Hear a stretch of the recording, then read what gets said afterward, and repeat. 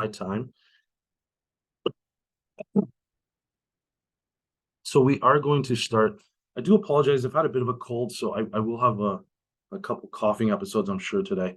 Do apologize for that, but nothing I can do. My name is David Wells. I've been conducting this particular certification module for maybe about 8 or 9 years. I'm actually in the industry. I work as a health and safety person, representing the Advantage Group, and we have offices across Canada.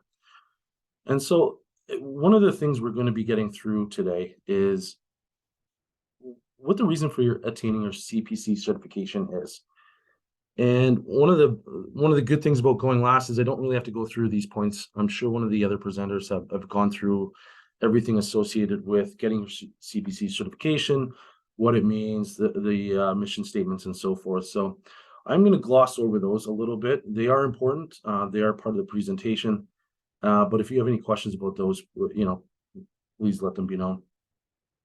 I'm also going to turn off my camera. I just find it a little distracting when I am talking. The meeting today will be a lot of information. So we're going to be going through a lot of information in terms of data and details and so forth. It is a little tough to get through it at some point. We will do the best we can, but it is, again, there's a dearth of information, unfortunately, that we'll have to get through today. The good news is, though, we will get through every sort of question you need to answer when you do write the CPC level test. Mission statement, again, I think you've probably gone through this already, so I'm not going to relive what the code of ethics and the mission statement is. I do recommend you know the code of ethics. It is one of the things that we as ACSESS members sign off on each year. It is important, and one of the things we do in our company is we actually post them inside our office just as representation of the pledge that our company makes to the industry itself.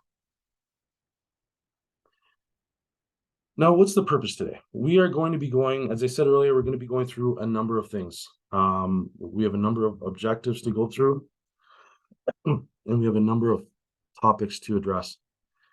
And we're going to understand and demonstrate knowledge in relevant regulations of the Occupational Health and Safety Act, including WHMIS, critical injury, designated substances, and first aid. We're going to understand and demonstrate knowledge of responsibilities and regulations under applicable provincial compensation acts, basic injury illness reporting. We are going to commit to upholding all components of health and safety as it pertains to recruiters, employers, employees, candidates, and applicants and assigned employees. What this course is not, though, it's not, I've been doing health and safety now for about 18 years. I have to learn every single week. Every single week, the government changes things. Every single week, new laws are implemented, regulations, best practices. We are going to give you a primer on health and safety. We're going to make sure that you have the foundations of what working in the temporary employment world is about in terms of health and safety, and how we navigate that between clients, between our associates or employees, as well as government agencies. We're going to be looking at a number of topics. Safety principles and risk management. We're going to look at legislation, rights and responsibilities. We're going to be looking at hazard recognition and control measures, hazards and control measures for chemical, physical, and biological hazards, workplace inspections, and accident investigation. We're going to be looking at developing and implementing effective workplace programs. And upon completion of the course, you're going to be able to do a few things. You're going to be able to find applicable occupational health and safety legislation. It's not so important that we memorize what the legislation is. There's too much of it. It's changing all the time. We probably, if you're working in temporary employment world, you probably have a number of hats that you're juggling at any single time. Like your desk is probably busy. You're probably handling health and safety issue in the morning, employment issue in the afternoon, as well as trying to fill orders and so forth. So the idea isn't to get you to be a professional health and safety person. It's to say, look, I recognize I have an issue, or recognize there could be an issue. How do I deal with that? Or how do I get more information to deal with that? To know what your health and safety responsibilities are, And that includes the responsibilities of your clients, your employees, uh, as well as your. We're going to be identifying hazards and developing safe work practices. We're going to take leadership in developing and implementing an occupational health and safety program. Understanding consequences of non-compliance, which is a big one. One of the things with health and safety is it doesn't matter. There's no defense to say, well, I didn't know that was the rules, or I didn't know that was the law. The Ministry of Labor or the government, labor inspectors, they don't care about that. It is our responsibility as business operators within whatever province we operate in to understand what the rules are and to deal with them appropriately. And we're going to be looking at exercising due diligence.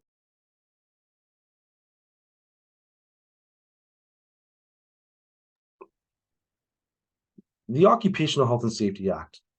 This is the overall act for Ontario in terms of health and safety. It guides what our requirements are, how we're meant to operate, what we're required to do in cases of injury or illness or occupational disease. And it's truly important that employers, managers, supervisors, workers, and the government, it's important that we understand they all have responsibilities within the program when it comes to health and safety.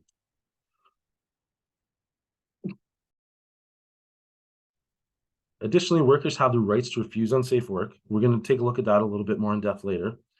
And to participate in health and safety activities and know about dangers in the workplace. Part of what we're going to do today is we have a number of case studies that we're going to take a look at. And essentially how this is going to work, I'm going to read the case study and I'm going to ask you to answer in the chat box.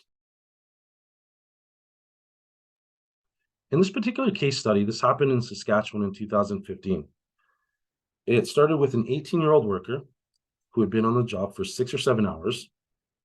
They fell at least 20 feet and broke his wrist and 2 vertebrae. He'd been working on roof trusses that were 20 to 25 feet off the ground. He had not received any training and there was no fall protection equipment provided. The customer tried to blame the worker's fall on his untied boots. So I'm going to ask you, I'm going to say take 2 minutes in the chat box, provide an answer on a couple things that you would have done to prevent this event from happening. So pick, say, 2 things. What would you as a company have done, or what would you as a person interested in health and safety, what would you have done to prevent this sort of accident of this young person falling and eventually having a fairly critical sort of injury? Please go ahead.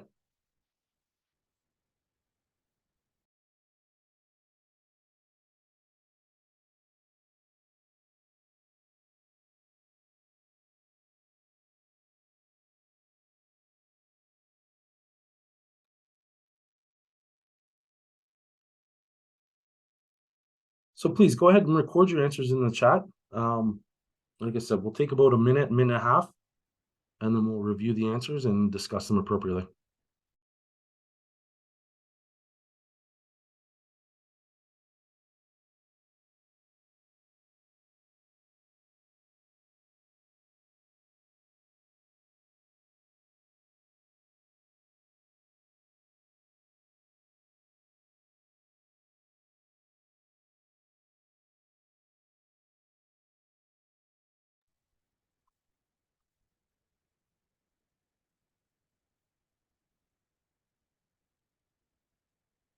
So just taking a look at some of the chat answers. One of them, we provide fall protection training, was provided prior to the worker starting the job. And yeah, that's a great answer. One of the requirements of working at heights, anything over 10 feet, essentially you have to have fall protection training, as well as have fall protection equipment. And that's essentially a rule fairly close across all provinces in Canada. If you just remember, anything over 10 feet, you need to have protection if you're going to have a fall of 10 feet or more. So that means if you're up on a ladder and you're above 10 feet, or in this case, where you're up on a roof, working on roof trusses, you are required to have fall protection training as well as fall protection equipment. Another answer, provided health and safety training and fall arrest training. Very good answer. Training on safety, working at heights.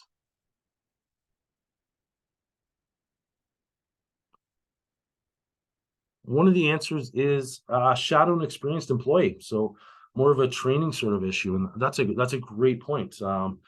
Training is, very important. One of the points of this case study was that it was his first day on the job. Another thing we're looking at is an important point is this is an 18-year-old worker.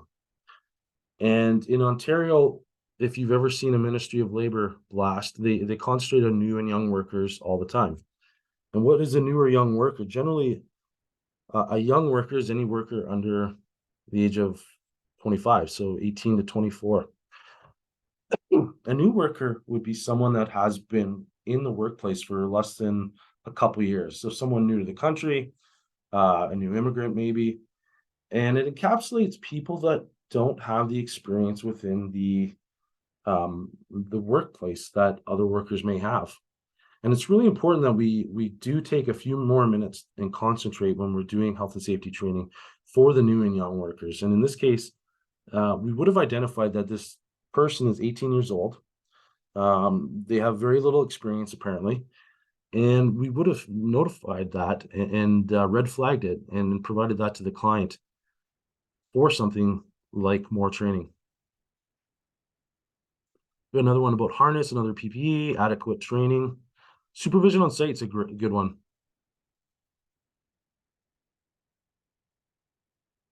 So again, I think we touched on a lot of good points. We touched on training.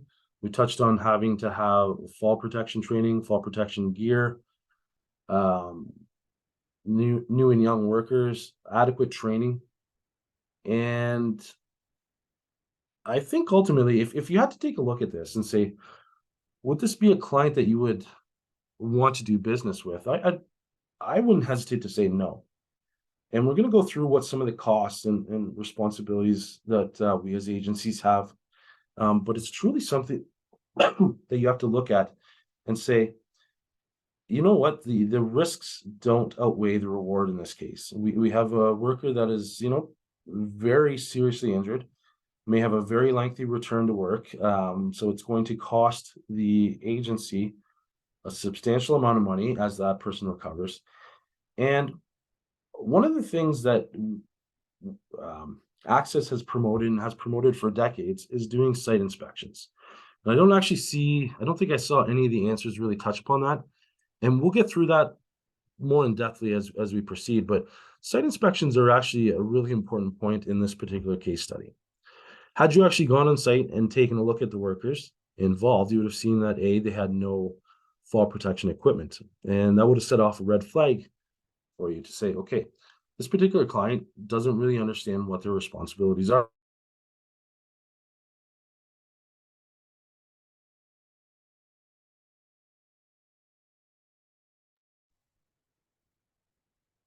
And ultimately, I think this is a good way to start off because what we're taking a look at is some key principles in terms of health and safety.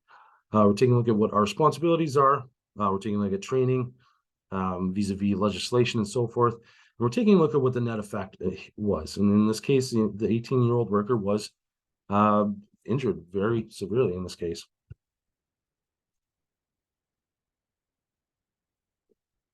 Occupational health and safety legislation in Canada, it looks at the general rights. It's the baseline for rights and responsibilities of the employer. What that means is it is the low water mark. So it doesn't necessarily mean that a company can't go higher. It can't, have more stringent rules and regulations within their own work site. What it means is this is required by law. And it takes a look at the responsibilities of the employer, the worker, the supervisor, and in our case, the clients, where there are two sort of employers. And it looks at, for WHMIS, which we'll go through in depthly, it'll take a look at critical injury, designated substances, industrial establishments, and first aid.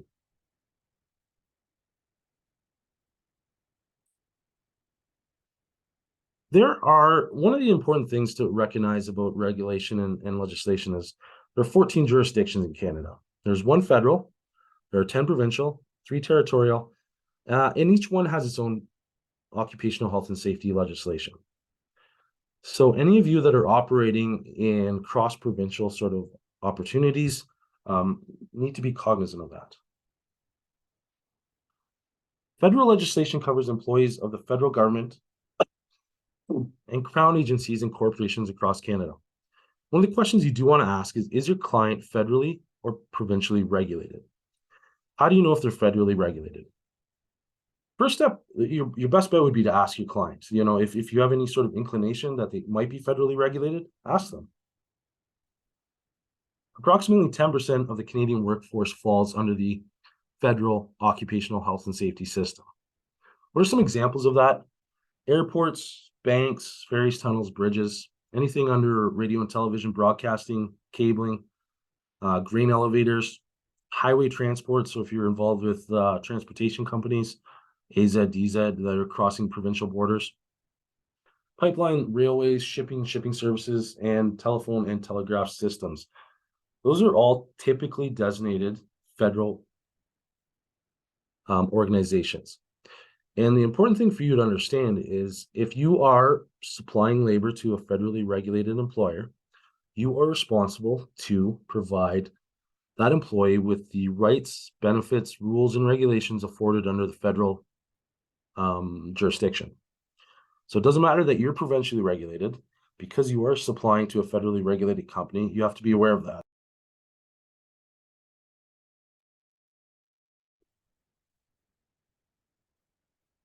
OSA aims to do a number of things.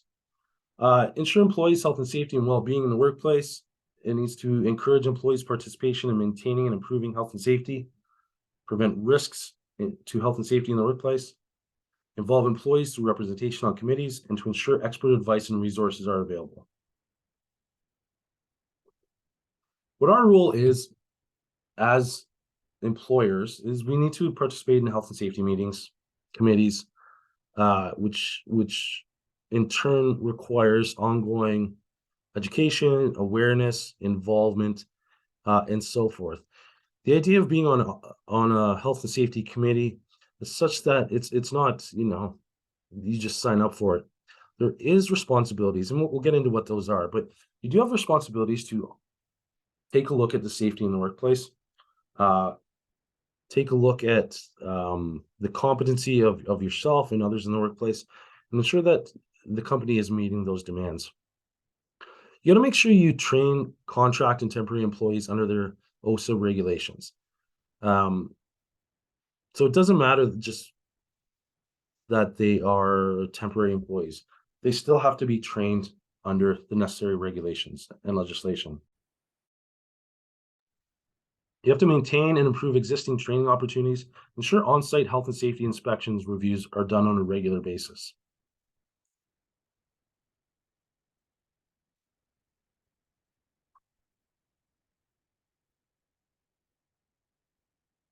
Sorry, another multiple choice. So I'm going to read the question. Please record in the chat box your answer.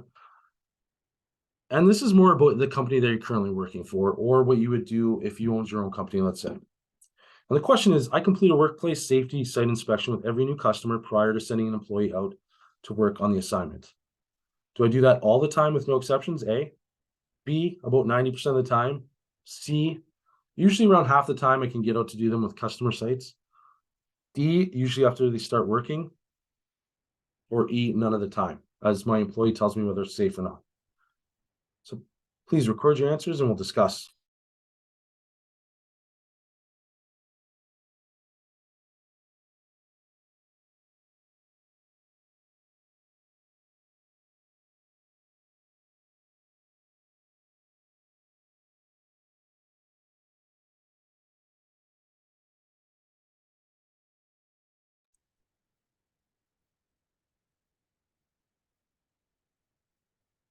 So I think just taking a look at the chat box, overwhelmingly, we have mostly A's. So the idea is all of the time we go to see our clients with no exceptions, new clients rather. And that's a very good thing. So that is one of the items that ACSESS has promoted for, again, decades, at least that I've been involved with. The idea is you can't know if you're supplying workers to a safe environment unless someone from your organization has seen that environment. We all know that it's easy to say, you know what, we run a safe environment, we train people, unless you actually go and see it. you're unable to really make that assessment. And this question isn't so much to gauge what your particular company does. It's just to sort of get a feeling of the room of, okay, so what is it we are doing as an industry? And overwhelmingly, the results of the question was very good. That is exactly what we should be doing. Should be seeing new clients um, all the time prior to employees starting working.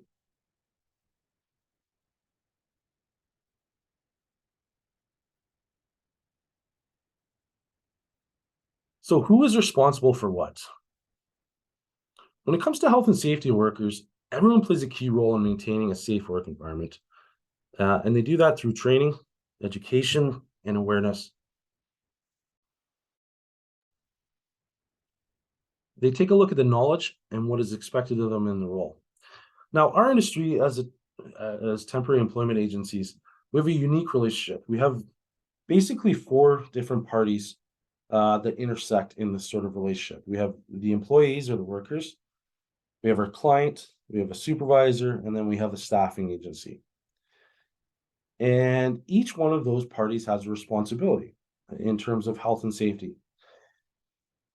Now, we can understand anyone that's been in the business for a little bit understands that our responsibilities um, occur to all four levels at the same time. We do have responsibilities for ourselves, the clients, the customers, the agency itself, as well as the supervisors.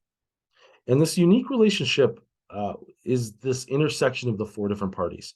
And sometimes it makes it frustrating, sometimes it makes it exciting, but it is the industry that we work at. And we have to be very diligent in terms of health and safety. And that's why we have to do things like client site inspections.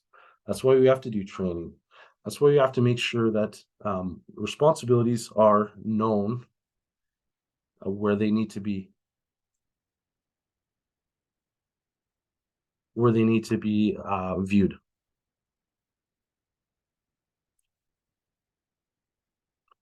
So we have another multiple choice. Who advises workers of hazards in the workplace in their specific role and provides written instruction where prescribed? Is it the customer, the worker, the staffing agency, or the supervisor? Please record your answer and we'll discuss.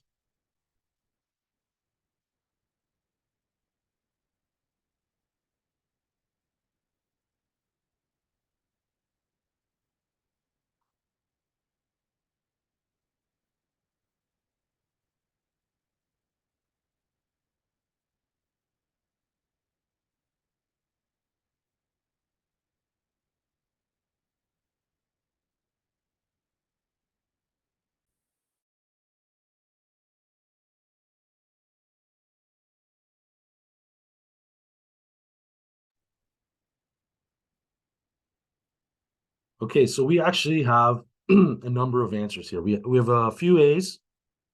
So the customer is the one that advises workers of hazards. We have some C's, so the staffing agencies.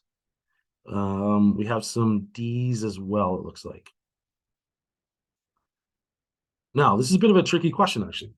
So if you were going to pick who tells about specific hazards, if you answered customer or you answered staffing agency, I'd say you're right. Absolutely, you are right. Both parties are responsible to name hazards in the workplace. However, if you were to ask me about the answer to this question, the sole responsibility is the supervisor. The supervisor is required to tell hazards within the workplace. And this is enshrined in the Health and Safety Act. And it is, again, one of the baseline requirements of doing business within Canada.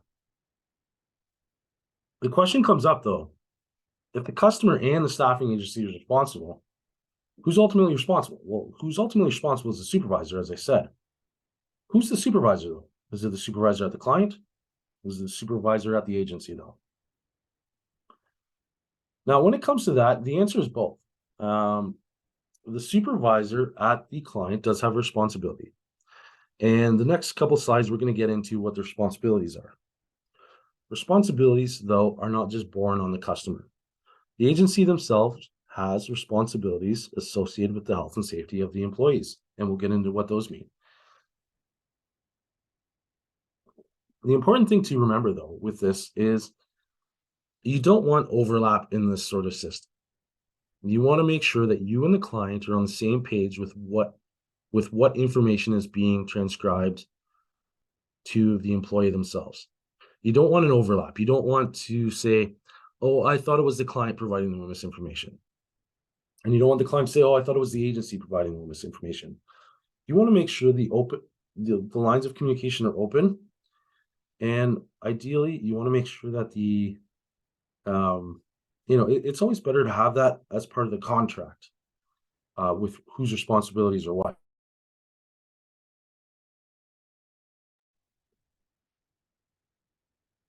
So taking a look at responsibilities, moving on. Responsibilities of the customers. What are they? Well, the customers are responsible for equipment, materials, protective devices, essentially anything on their work site that they have responsibility for. And that kind of makes a lot of sense. The agency isn't responsible for the forklift maintenance. They have no responsibility for it. They have no right to it. They're not doing the maintenance records. So it kind of makes sense that the customer is responsible for the general equipment. There must be a copy of OSA posted in the workplace. Generally, OSA are those little green books that you see in almost every workplace in Ontario. Other provinces have very similar sort of requirements for it, but they are required to be posted in the work. Customers are responsible for information, instruction, and supervision to be provided to all workers. So again, we just discussed that. Customer must assign a competent person when selecting a supervisor. OSA is remiss in saying what a competent person is. They don't tell you. Interesting enough, it is the responsibility of the employer to assign a competent person. And that's essentially the knowledge, skills, and abilities of the supervisor. So things they've learned, things they've been trained on, and so forth. Customer must have in place a written, annually reviewed health and safety policy and program and have it posted and implemented in the workplace program. Customer has to take every precaution reasonable in all circumstances for the protection of workers. It's a very important line. And you're going to see it, you're going to see a pattern. It starts to come up a lot in occupational health and safety. And a lot of times when the company is charged by the Ministry of Labor or government inspector, it's for that sort of general duty clause. You must take every reasonable precaution necessary to protect workers in the workplace. So what happens in an accident? That's really key, and it's kind of what we were talking about in the last slide. It's really important to have these things communicated with the customer beforehand. You want to make sure that there are no gaps in that system. Ideally, you want to make sure it's part of your contract. If there is any sort of major injury or accident, you don't want these gaps. You don't want to be, coming back after the fact trying to fix these items.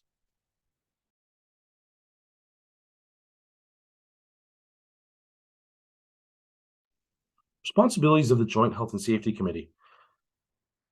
Joint Health and Safety Committees are committees, and we'll get into a little bit more about them individually. But they have a lot of responsibilities in the workplace, actually. They need to identify and evaluate workplace hazards. They have to participate in programs to protect employees' safety and health. They're involved with employee complaints and suggestions concerning safety and health. They review injury and work hazard reports.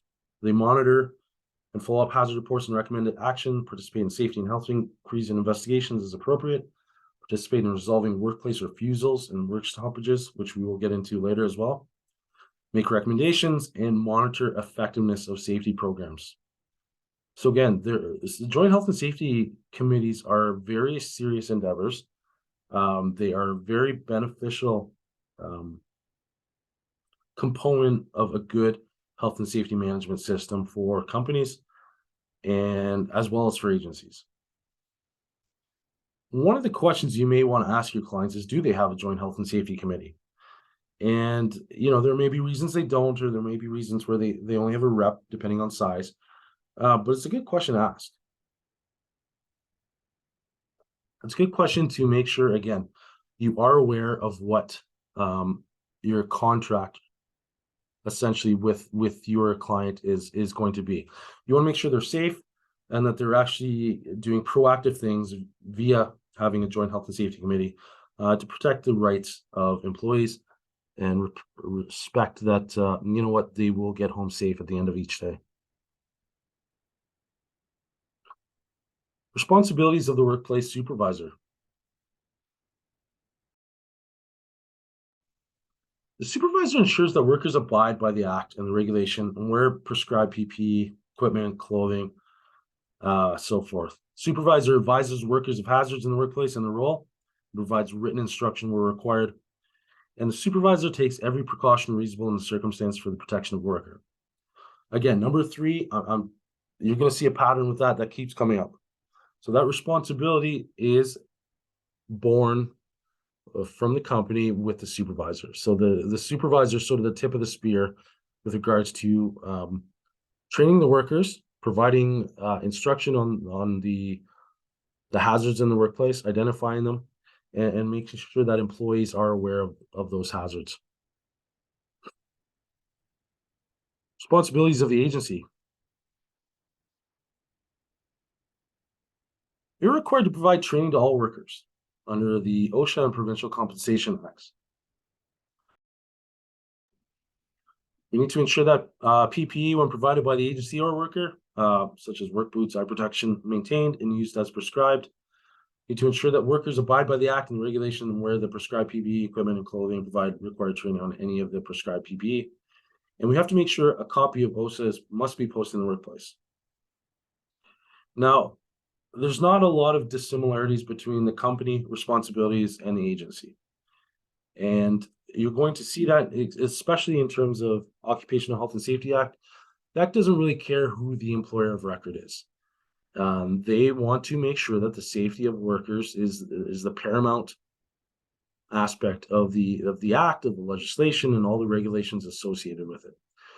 So they're going to provide the same level of requirements to the customer as well as the temporary employment agency. There's no sort of free lunch with this. Just because a customer is using a temporary employment agency doesn't mean responsibilities are lost in that sort of employment arrangement. What it means is that now, instead of just one organization being responsible, there are basically essentially two organizations responsible for this health and safety.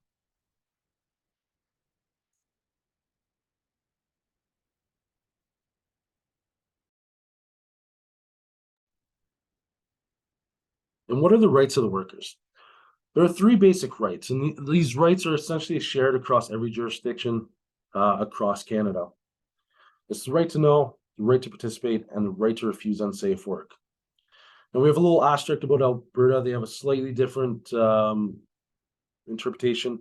I do note that we don't have any Alberta employees or attendees actually on the call today, so we won't really go through that so much.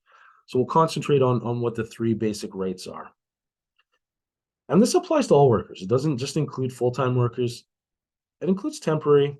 It includes contract workers, part-time, full-time, again, contract, any sort of anything in between.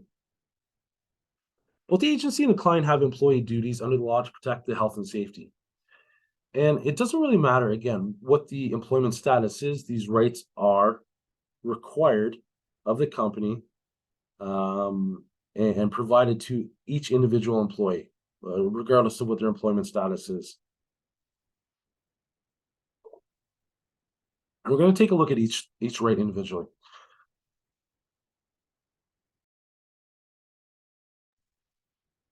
So the right to know is essentially the right to know what hazards are present in the workplace and to be given the information, training, supervision, and so forth that you need to protect yourself.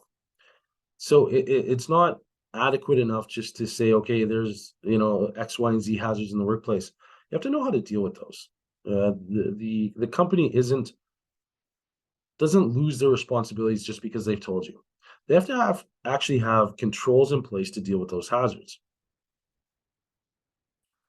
One of the classic examples I've always given is, when you are supplying, say, temporary workers in an industrial setting, say, and that industrial setting is a food setting. And one of the things that is really important nowadays is the prevalence of peanut allergies or nut allergies, essentially. And if you're supplying workers to that sort of work environment, it's imperative to let every new employee that goes there just be aware of the fact that they may be exposed to nuts in the workplace in terms of, they could be exposed to the production of them, or just in terms of they are on site, depending on someone's severity of allergy, they can have a very serious episode just being around them without actually, interacting with them. So I've always given that as a very simple sort of idea of, okay, what does that actually mean? What is the right to know about hazards in the workplace? And if you look at it that way, it's, just it's a very humanistic sort of thing, but it is a right enshrined in the legislation. I need to know about what hazards I'm going to be um, exposed to in that workplace. The second right, the right to participate. The right to participate revolves around keeping the workplace healthy and safe. And typically, it encapsulates being on a workplace or a workplace health and safety committee, or having one in the workplace. So even if you're not on the committee, you can go to the committee members and say, "Look, I've seen a very specific sort of hazards in the workplace. I'd like you to take a look at that." And as we addressed earlier, the joint health and safety have a number of responsibilities, and the importance of that is basically enshrined in the three basic rights. Right? Participate has that as one of their core elements. And lastly, the right to refuse. So workers at all levels have the right to refuse work that they believe to be dangerous to themselves or to coworkers.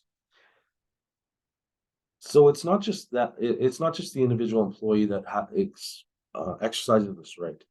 They can say, "Look, I think someone's going to get injured," and they can actually refuse to participate in the right to refuse to the work, and say, "Look, I don't want to do that until specific things are fixed." And I'll get into what exactly, or we'll get into more work refusal situation later. But again, just understand these three basic rights are a component for every single employee, regardless of level, regardless of, whether they're young, old, new, so forth. These rights extend to everyone.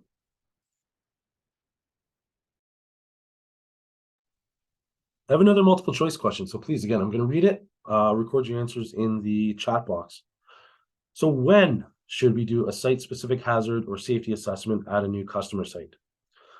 Should we do it prior to the assignment starting? Should we do it within the first 48 hours of the assignment starting?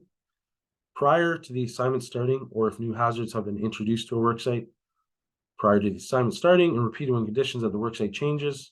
C or A, C, and D? Please record your answers and we'll discuss.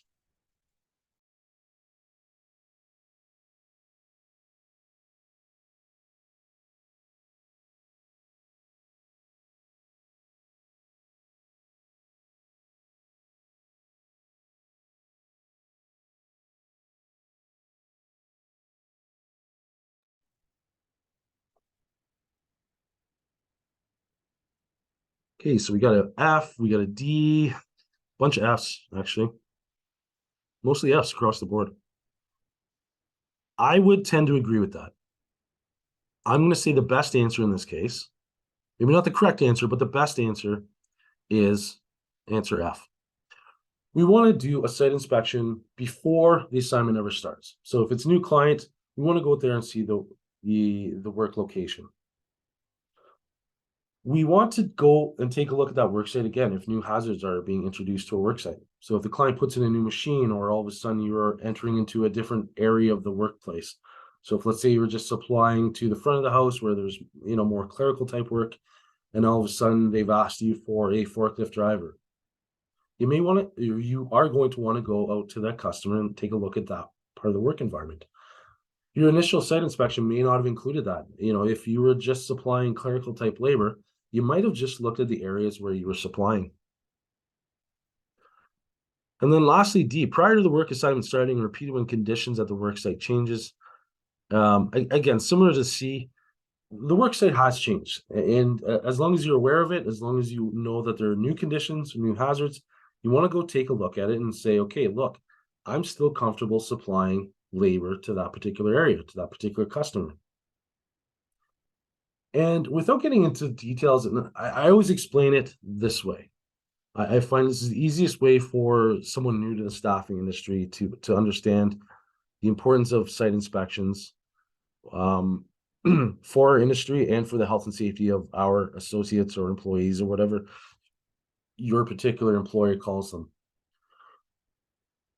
I always start from the basis of take a look at the work site, and after you've done the inspection, would you send your partner, your child, your mother, or your father to this work site? Would you send someone that you know and love, respect to that work site? And if the answer is no, you're going to want to ask some secondary questions. Why don't I want to send them there? What are the problems associated with that work site that I don't want to send them there to? And if you take a look at it from such a basic level, just, would I send a loved one to that work site? If yes, then that's probably going to be a great client. Just from a purely intrinsic level, even if you have very limited training with site inspections, that's a very easy thing to understand for everyone within your organization. Would you send a loved one there? And take a look at it from that perspective. I think if you do, you'll really simplify the process.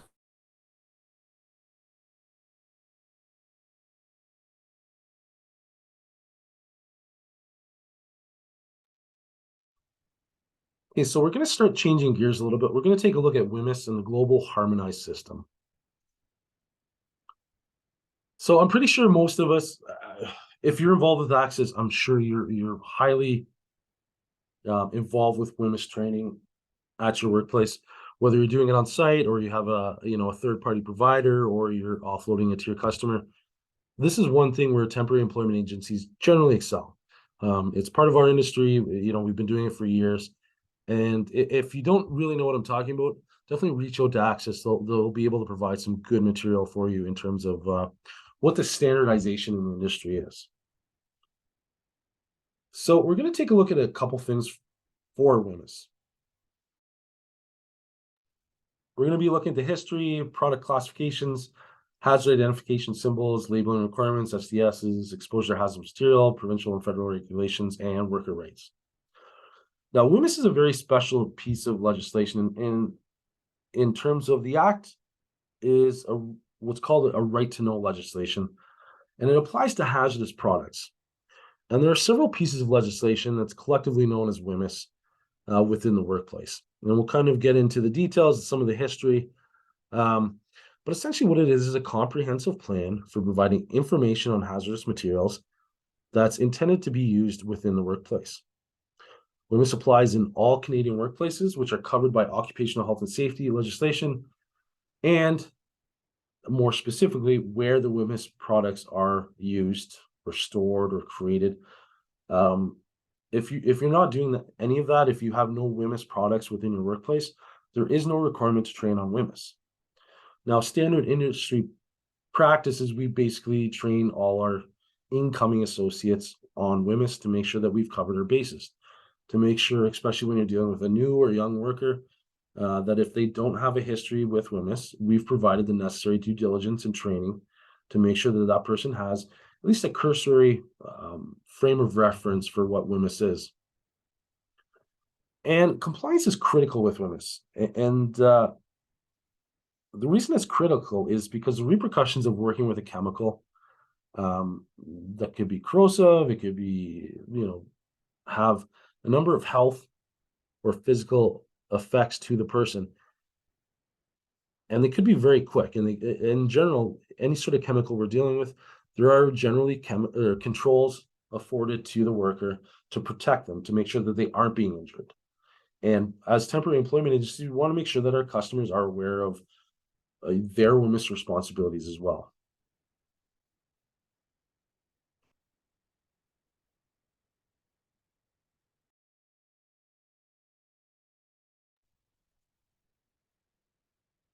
So we're not going to do a deep dive on the history of WMIS.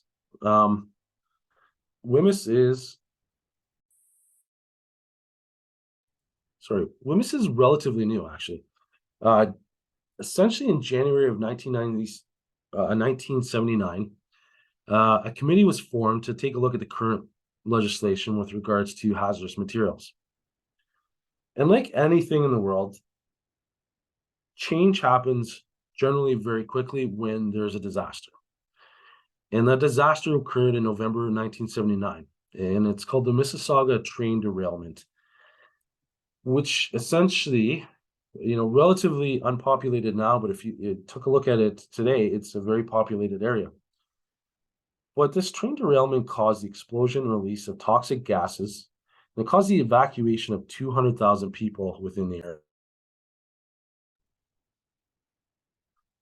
So again, when there is a disaster, government, employers, employees, they move a little quicker.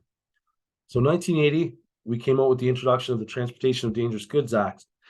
And after that, in 81, the government formed committees, and they involved labor, they involved the government, and they involved corporations and companies. And they formed to study the feasibility of labeling hazardous workplace substances. What essentially came of that is what we know now as WHMIS. The Global Harmonization System was the renaming of it in 2018, and we'll get into what that means. But the publication in 1985 of the Hazardous Materials Information System report of the Project Steering Committee really kicked off what we know as modern day WHMIS. And it's something that, they are teaching now in high schools, which I think is a very good thing. The more information we can get, the better. And we'll get into exactly what WHMIS means in terms of our responsibilities, and we'll do some brief training on some of the characterizations in it, and some of the components in it. Now, if you're taking a look at this slide, 2018 has come and gone, so we're fully involved in the global harmonized system at this point.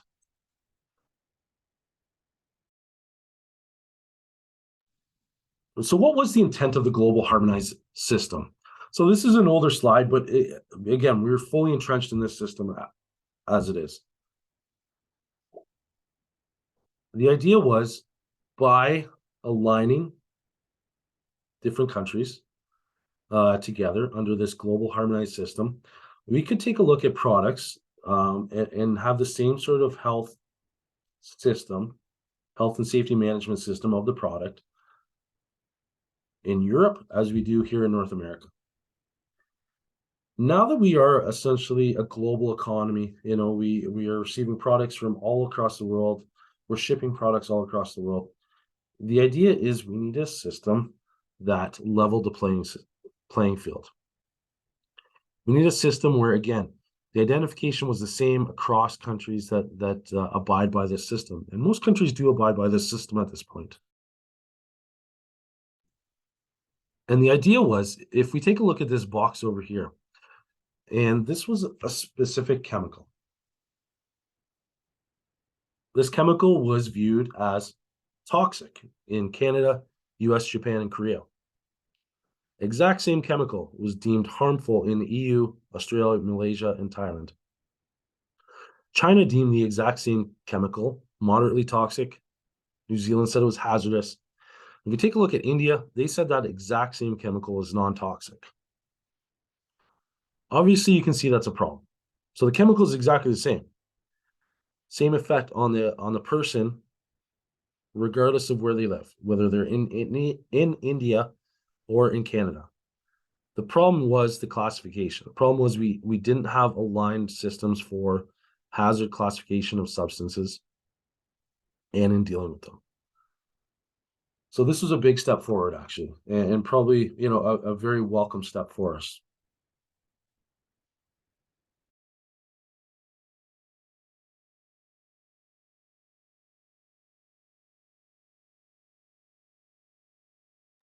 So I'm not going to get into the last slide because those, again, it's an older slide. We're already entrenched in the system, and we'll take a look at what this means or some key components of it. One of the biggest key components of WHMIS, and I'm sure we've all seen this, we've seen it on our cleaning products in the house. We've probably trained on this 1,000 times within your office. And that's the pictograms. Pictograms are graphic images that immediately show the user a hazardous product, what type of hazard is present.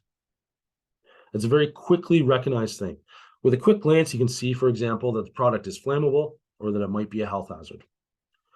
Most pictograms have what's called the square set on one of its points border. So essentially a diamond. It's red, and inside the border is a symbol that represents the potential hazard. So is it a fire hazard, health hazard, corrosive, so forth. And together, the symbol and the border are referred to as a pictogram. Pictograms are assigned to specific hazard classes or categories, and we'll get into that. The good thing with the pictograms is, regardless of your language, you can essentially, they're simplistic enough to really tell you what the hazard is. A flammable thing, it looks like a flame. It looks like a flammable thing. An exploding bomb looks like an exploding bomb. You're able to kind of look at it and understand, okay, there are some very serious hazards associated with this, like corrosive, a very graphic sort of picture within the middle. And it's that simplicity that makes the system work. So again, it's regardless of your education, your proficiency in language, whether you've been in that country for 2 months or 50 years, you're going to be able to take a look at that and kind of understand, okay, there are hazards in place, and get a quick overview of what those hazards may be.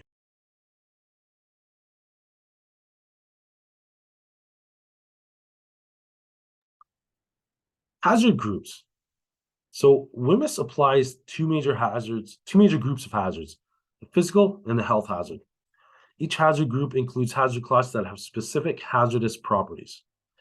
And physical hazards are based on the physical or chemical properties of the product, such as flammability, reactivity, or corrosivity to metals. Health hazards are just as they sound. They're the hazards to the person. They're based on the ability of the product to cause a health effect, such as eye irritation, respiratory, allergy, asthma symptoms, or breathing difficulties if inhaled, or carcinogenic. So one is the physical, what is the chemical actually going to do? And two is the health hazard, what's the effect on the actual person themselves?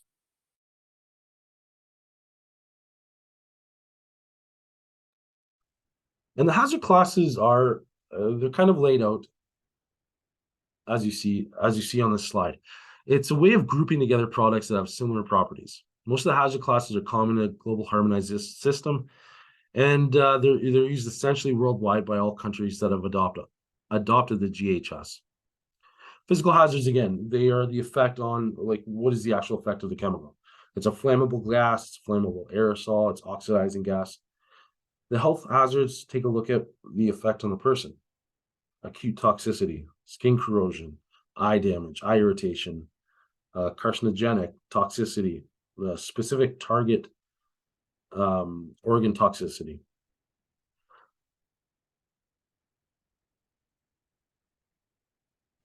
I have a question.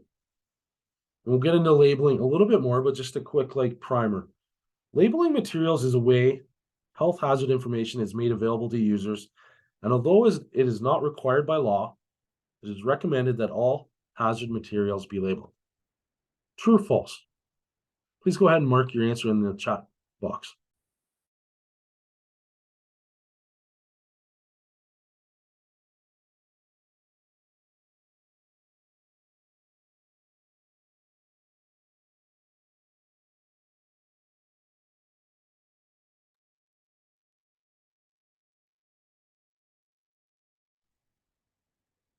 So we got not a lot of answers. We got a true, we got a false, couple falses now.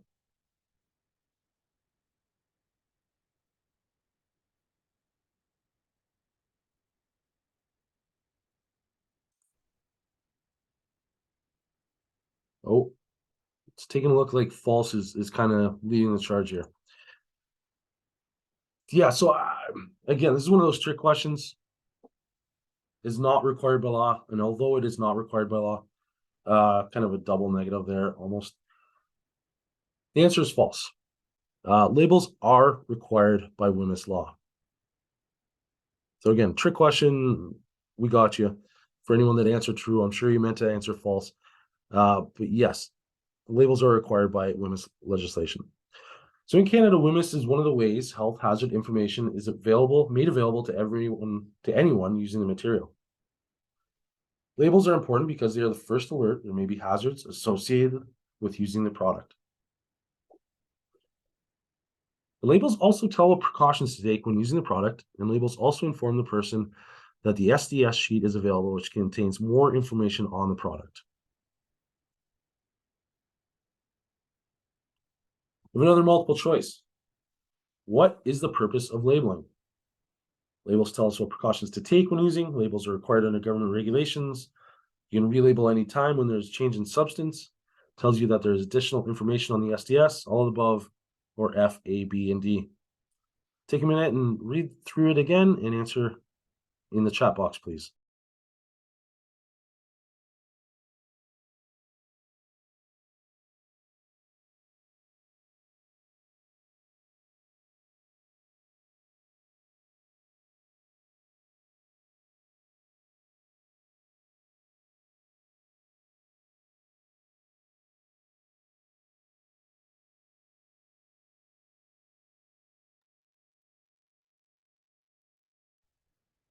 Okay, so we have an E, a C, an E, an E, all of the above. C. It's kind of all over the map. If I had to provide the best answer here, the best answer to me is F. So A, B, and D only. So what does that mean? Labels tell what precautions to take. They are required. And they also tell you that there's additional information on the SDS. The trick to this is C is incorrect. You cannot relabel at any time when there's a change in substance. And I'll show you exactly what the labels look in case you've never seen them. We'll go through a couple slides and explain what labels are, the two kinds of labels. But their labels are important because they are the first alert that there may be hazards associated with using the product covered under WHMIS legislation. Again, we'll get it more into details, but the idea is that they are important, they're easily prescribed, and they are required.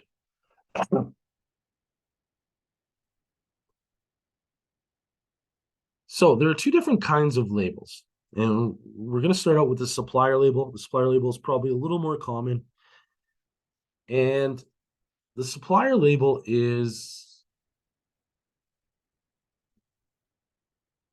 generally has the same sort of requirements. So supplier labels don't necessarily have to look the same, and I'll show you an example in the next slide what a supplier label may look like. But they do have some general sort of requirements associated with them. First off, they have to be, here in Canada, they have to be in English and French as our two official languages. Sorry. They have to have a product identifier. So what the brand name, the chemical name, common name, what is it that is in that container? The initial supplier identifier. So the name, address, telephone number of either the Canadian manufacturer or the Canadian importer. Why is that important? If there is a problem, if there is an outbreak or contamination or so forth, they want to know who to call. So who's the fire department going to call? Who's the best expert on that particular product? Has to have a pictogram. So we reviewed what the pictograms look like. So what is the hazard symbol within the red square set on one of its points? It has to have a signal word, danger or warning. Danger is used for high hazards, but warning is used for less severe hazards. It has to have a hazard statement, which are standardized phrases which describe the nature of the hazard posed by the hazardous product. Cautionary statement, which are standardized phrases that describe the measures to be taken to minimize or prevent adverse effects resulting from exposure to a hazardous product or resulting from improper handling or storage of a hazardous product. And they have to have supplemental label information. We'll kind of get into what that looks like exactly in the next slide.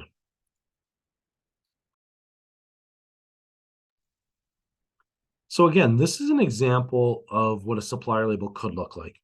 Doesn't necessarily have to look like this exactly. It just has to have the key points associated with it. So WHMIS doesn't care if, like, what the font is or any sort of the aesthetics of what it looks like. You do have to have the necessary points. So what we have up here, we have the product identifier. So it's product K1. And as you'll notice, we have it in English and in French.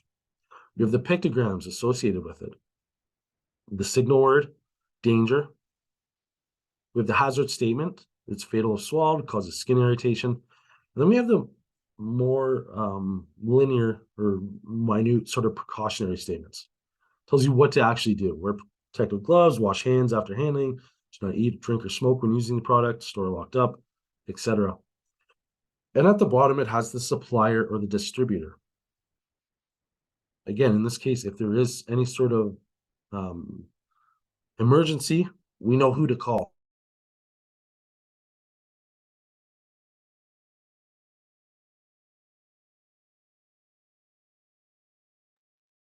Now, secondary to the supplier label, we have what's called a workplace label. There is no requirement how a workplace label must look. So again, it's up to the workplace themselves, the aesthetics of the label themselves. And a workplace label is required when a hazardous product is produced at the workplace and used in that workplace. 2, a hazardous product is decanted, so it's transferred or poured from one container into another, or a supplier label becomes lost or illegible. So you're able to use the workplace label in those occurrences. If it's, again, if it's made in the workplace, if it's being decanted, so if you're taking it from a large oil drum into a more manageable sort of container that the individual worker can use, you wouldn't put the big giant supplier label on. You can use the workplace label. And then lastly, if a supplier label has become lost or illegible. And there are 2 situations where a workplace label is not necessary. If you're pouring it into a container and you're going to use it immediately, so if you're taking it from a drum and pouring it into a single-use container, and you know you're going to be using it immediately, like, under one, sort of activity. I'm taking it from the drum itself, and I'm going to the machine and emptying the contents of it. And second, if it's under the control of the person who decanted it. So if you're going to use that chemical for the duration of your shift, and it's going to be used up by the end of your shift, and no one else is going to be exposed to that chemical, and you're the only person using that particular bottle, you don't have to use a workplace label. Workplace labels, though, are important in terms of how they're applied within the workplace themselves. And again, there is no requirement on how it must look. It must have these 3 key points. What is the product name? And the product name must match what the SDS product name is. And I'll show you what the SDS sheets look like as well. But it has to tell you, okay, what is this product? Second, it has to have general safe handling precautions. It may include pictograms, it may include other supplier label information, but it has to essentially tell you, okay, how do I deal with this chemical? Just in case, you happen upon the product, you need to know what it is and how to deal with it safely. And lastly, a reference to the SDS. So it says safety data sheet is available.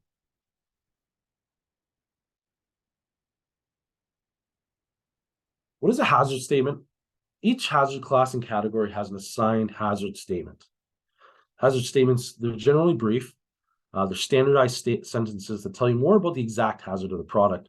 The statements are short, so they're easily understood, and they describe the most significant hazards of the product. Some examples of hazard statements are extremely flammable gas, contains gas under pressure, may explode if heated, fatal if inhaled, etc.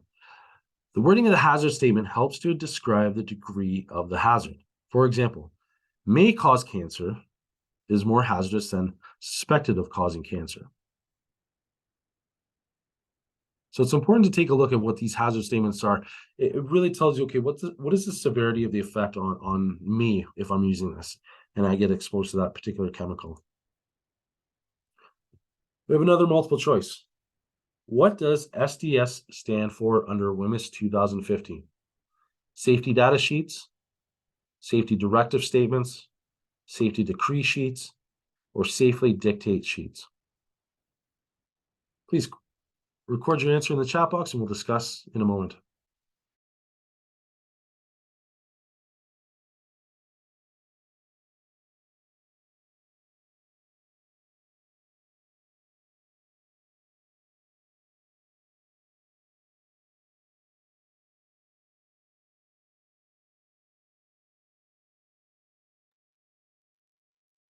Fantastic. Overwhelmingly, A, safety data sheets. I agree. That is what SDS sheets stand for. What does an SDS or safety data sheet? What does it stand for? So an SDS sheet is a document that contains information on the potential hazard, whether it's health, fire, reactivity, environmental, and how to work safely with the chemical product. In Canada, every material that is controlled by WHMIS must have an accompanying SDS that is specific to each individual product or material. The product name, supplier on the SDS must match the material in use. So if the supplier or the distributor or the creator of the chemical changes the name, you need to have an updated SDS sheet in the workplace. It makes no use if you're, in an emergency situation trying to find out how do I deal with someone that's been exposed to this chemical if you're trying to find out what the chemical is. So they do have to match. It's important to make the distinction that SDSs are prepared by the supplier or the manufacturer of the material. It's not created in the workplace itself. SDS sheets, as we'll take a look in a minute, they're much more comprehensive than the labeling that we just took a look at. It's intended to tell what the hazards of the product are, how to use the product safely, what to expect, and what to do if accidents occur, how to recognize symptoms of overexposure, and what to do if those incidents occurs. SDS sheets are, when there is an incident with the product, that should be one of the first points of contact that someone goes to see. So if a worker is exposed to a chemical, let's say it falls on bare skin, another worker should be going to find where the SDS sheets are. And an important sort of question that temporary employment agencies can ask when they're doing their site inspections is, where are the SDS sheets contained? You don't necessarily have to go through it at the client. I mean, the client probably wouldn't be too receptive to you doing that. It's important to know that they know where the SDS sheets are, because that kind of shows it's part of their culture. They know exactly, okay, it's in, this location. It should be fairly close to the work site. It shouldn't be in, in a filing cabinet somewhere up in the, the chief manager's office. It should be readily accessible to the employees. Taking a look at what the WHMIS worker education program. Again, I'd say temporary employment agencies probably are on the ball with this. Most of us have fairly established programs, been doing it for a number of years, I'm sure, whether we're doing it in-house or third party. But I think that we do a pretty good job at this. Education programs must include instruction in the following areas. And you'll kind of note we've kind of gone through these areas ourselves. Take a look at labels, SDS sheets, hazard information, how to use them, store them, dispose of them, as well as the emergency procedures. So the question is, and I think we addressed it a little bit earlier, but who needs to be educated on this? Well, the law requires that employers educate a worker, and I quote here, a worker exposed or likely to be exposed, end quote, to a controlled product. So what is an exposed worker? It's any worker who is going to handle the product, who's going to store the product, use it, dispose of it, or otherwise be involved with the usage of that product, or anyone who supervises another worker performing those activities. The question is, do you have to train everyone in your workforce? Again, we discussed that earlier. No, you do not.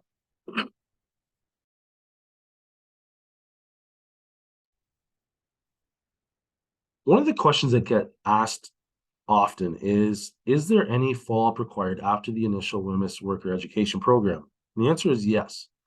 The employer on record must perform retraining on WHMIS at least once a year. So essentially, if you have any sort of program set up and you have long-standing workers, you might want to make sure that you're tracking that somewhere in your health and safety, in your applicant tracking system, your HRM software.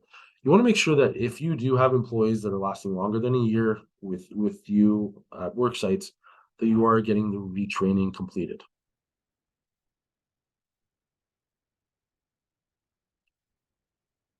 So we've discussed a lot about what the responsibilities are, and so far we've concentrated on the customer as well as the temporary employment agency.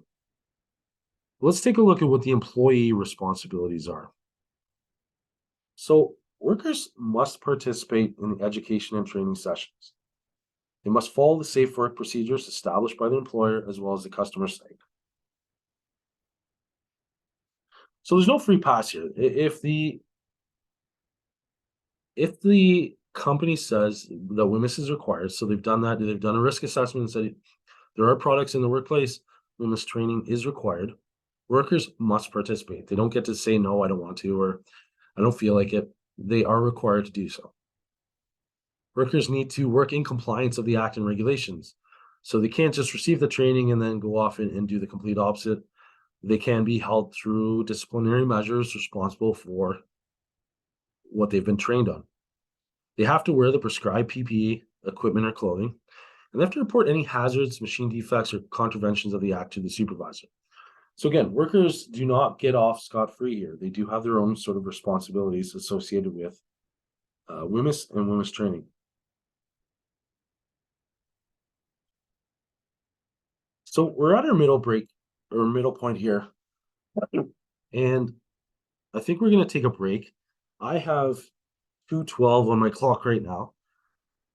Let's take a break for 3 minutes, get up and stretch, go to the washroom, check your email, and then we'll meet back here at 2:15 and finish up the rest of the program. So we'll see you back at 2:15. And hazards can be found in every workplace. They come from a wide range of sources. And we're going to be taking a look in this section about more of the common workplace hazards, how to eliminate them, how to control them, and how to deal with them appropriately from a health and safety perspective.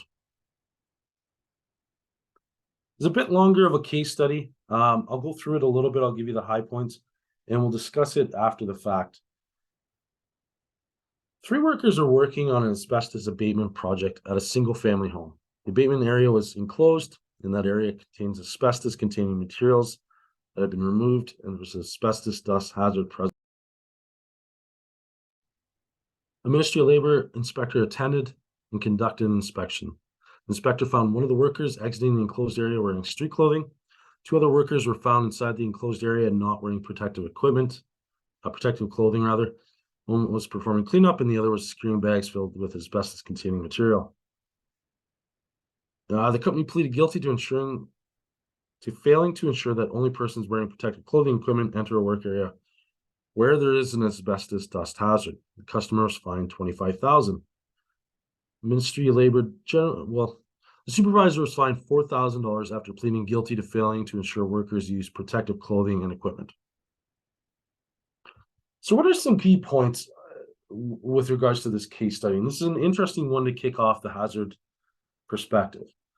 In this case, and we'll get into this a little bit later, but asbestos is one of those chemicals where there are very strict guidelines to dealing with the chemical itself. There are regulations with regards to the protective equipment, to the safe handling, what needs to be done when you are abating asbestos as an employer. And some of the interesting things about this was obviously this particular customer or client was not performing their required health and safety directives associated with working with asbestos. They had workers in plain clothes. They weren't actually enclosing the different areas, and they ended up getting fined for that. Interesting enough, the supervisor as well got fined in this case. And I can tell you from what I'm noticing more and more in some of the Ministry of Labor here in Ontario, more and more they are finding supervisors. So they're obviously it was always their right to be able to find supervisors because they are protected under the Act. The courts have recently started to take a look at that a little more stringently, and whether it's because the Ministry of Labor is actually charging supervisors more often, or whether the courts are saying, look, the supervisors are responsible for this. And in this particular case, this is about 9 years ago from now. We see that the supervisor was fined $4,000 as well as the company. So the courts took a look at that and said, you know what, there is culpability on the supervisor. He wasn't actually doing his job. Yes, the company themselves wasn't doing their job in having proper health and safety procedures, but the supervisor, again, was not being a competent person. And we discussed that earlier. They need to be a competent person to be a supervisor. Now, interesting enough, if in our industry, the temporary employment agency as well can get charged in these cases. Because if you remember from before, supervisors, they're both at the agency as well as at the client. And it is very possible, and I've seen it in the past, where the agency themselves gets fined by the courts for these sort of major infractions. It's something to be aware of as we operate.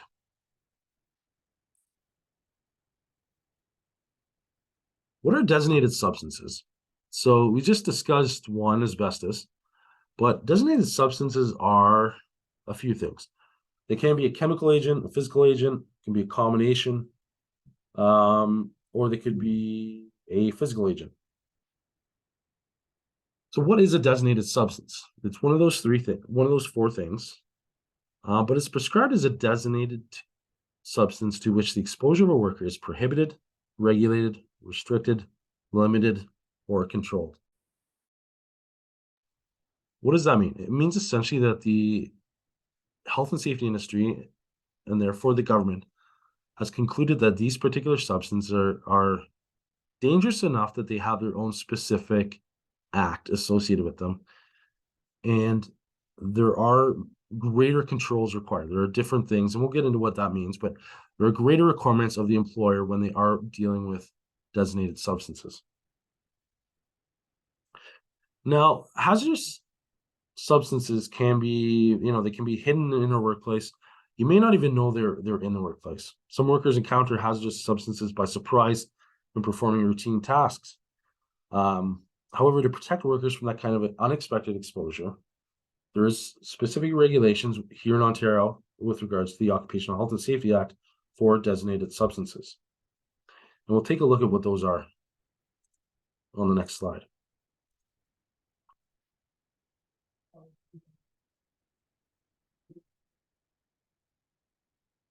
This is a list of what the designated substances currently are.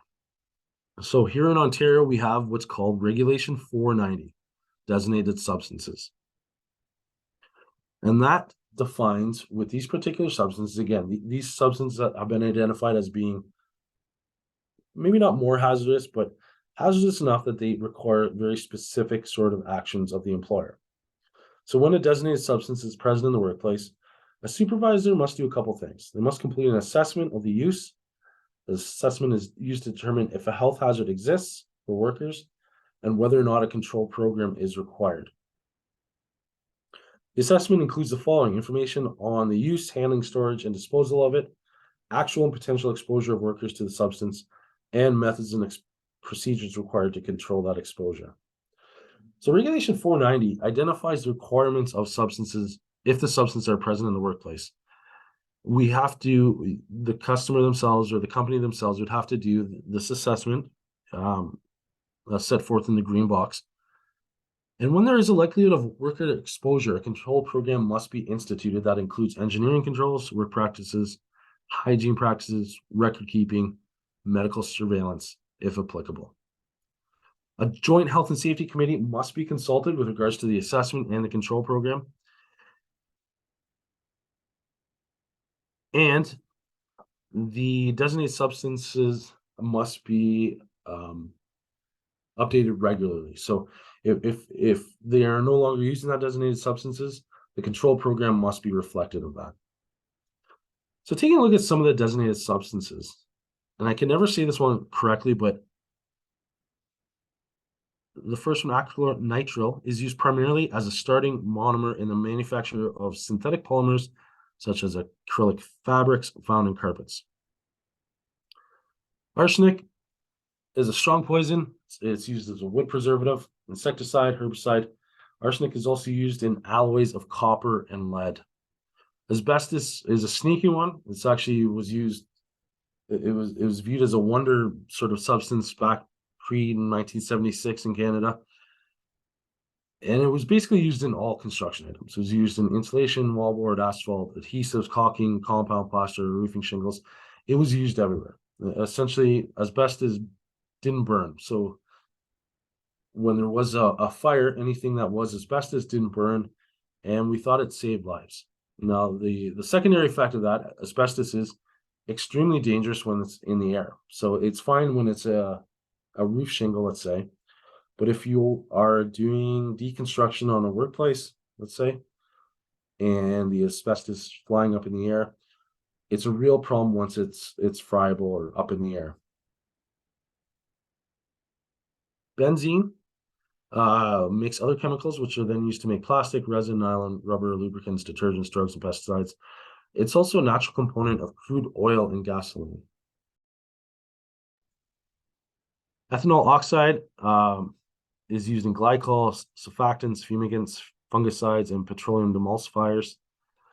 Coke oven emissions are the airborne constitutes of the byproduct created by the deconstructive distillation of coal and petroleum.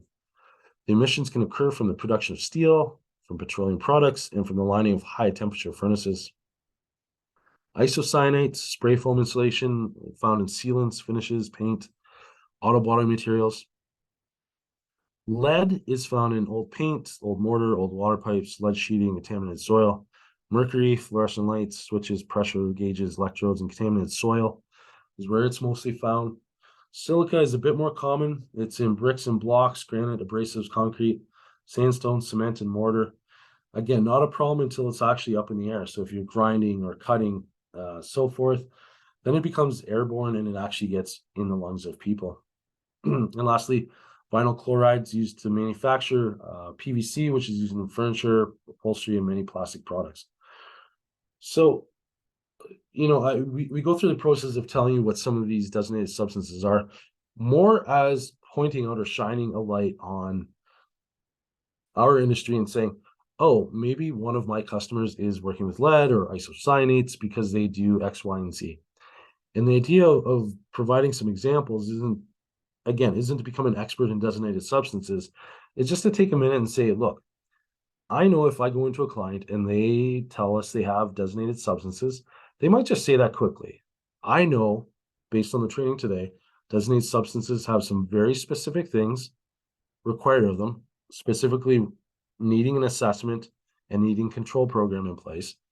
And I know that if I supply any labor to that specific client, our employees are going to have some very specific training requirements of the client. It's best to know that. It's best to be able to identify the clients that are working with designated substances and whether or not your employees are going to be exposed to them or be working with them in and around a usual day.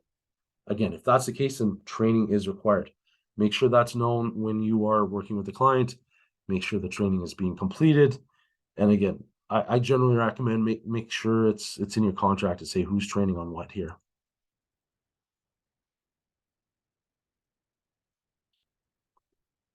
Maybe taking a look at some other hazards. And these hazards are probably more regularly found in workplaces than some of the designated substances. These can be found in your own workplace, actually. Can be found in offices and less industrial type settings. They are important for you to take a look at, especially as you are taking a look at clients, potentially supplying to those clients, and recognizing some of these hazards as they present themselves in the workplace. One of the things that is important when you are looking at this is just, again, recognizing that it is present in the workplace. By identifying that it is in the workplace, you can say, okay, I know this particular client has, say, confined spaces, and I'll tell you exactly what I mean by confined spaces. But that particular client has confined spaces. We know that we have to have very specific protocols in place. Again, it's more important to shine the light on those situations and say, okay, look, we as a company understand that this client has very specific things. Let's work with that client, or let's seek out, a third party to help us make sure that we are supplying workers in that work environment and they're safe and happy and healthy, and they get to go home the same way they do every single day. So what is a confined space? Confined space is anywhere where humans aren't fit to occupy generally. It can include a silo, a vat, a tank, a sewer, a pipe, um, tank cars, aircraft wings, manure pits, storage bins. Can include ditches and trenches, depending on how they're actually constructed. And the important thing about a confined space are there very specific rules with dealing with confined space. You have to have an assessment done. You have to have a means of taking the employee out if they are injured. You have to have a means of monitoring the air quality within the confined space. It's generally a little more complicated than a simple sort of placement at a customer. If your customer is requiring you to have workers with confined space training, you're going to want to ask more questions. You're going to ask, like, what is their process for dealing with confined spaces? How do they deal with it? Where is the information obtained? Where are the assessments held? This, again, is a little bit more complicated than just supplying a very simple sort of general labor. Indoor air quality is something that, we've, in the past 3 years, we've become really attuned to. Air quality is very important because one of the quickest ways inside the human body is when we breathe. Easiest way, we breathe, 45, 60 times per minute. You're breathing very often. And so it's very easy for air quality to be, a very strong indicator of an unhealthy work environment. Poor air quality, very unhealthy for humans. And during COVID, obviously, we really recognized air quality as being a very poignant thing in our world. It shone a light on air quality a lot more than anything else has, in the past sort of 20 years. Common issues with indoor air quality: heating and air conditioning, ventilation systems. If they are improperly working, if they are not working, if they're working poorly, rather, if they don't have filter systems in place, those are a very big sign that you're going to have air quality issues. You can have contamination by other construction products. So if, again, in our world, if a customer has asked you to do any sort of deconstruction sort of work, any sort of remediation work, air quality is a very important component, and we want to ask some questions about that. Indoor air quality problems arise from a number of causes: inadequate temperature, humidity, lighting, noises. Could have molds or fungi, bacteria, gases, vapors, odors, insufficient outdoor air intake.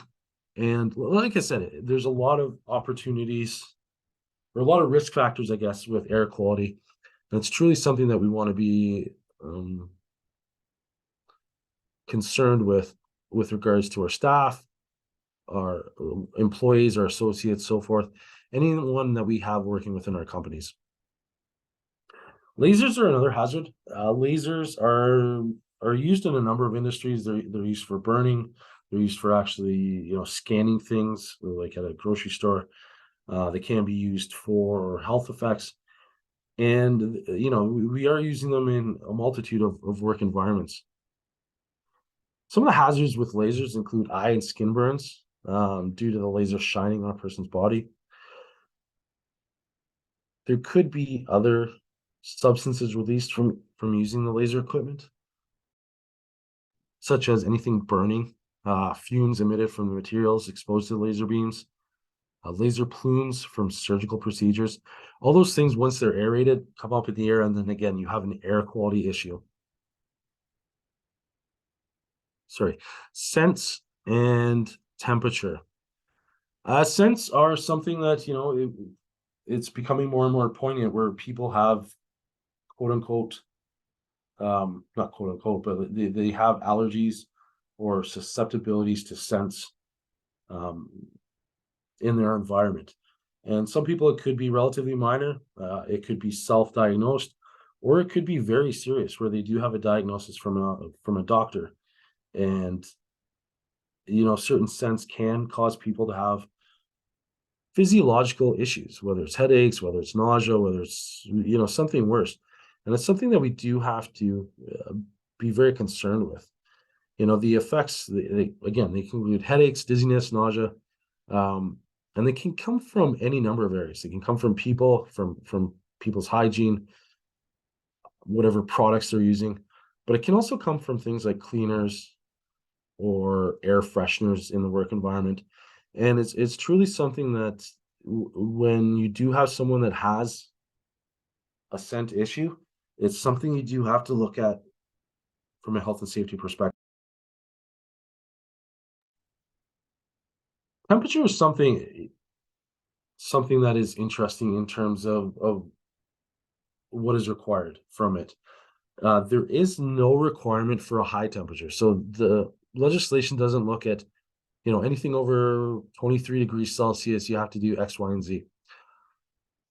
It actually only applies to low temperature. And I'm not sure that's appropriate. I've heard murmurings about, adding high temperature settings, especially with global warming and how that's impacting our environment. But temperature is a very real thing. And anyone that's been out when it's, 29 degrees and humid understands that temperature can have a very real effect on you. And if you're working, you as the employer have some requirements under the general duty clauses, whether or not it's within the Occupational Health and Safety Act or not. You have the general duty requirements to ensure the overall health and safety of your employees.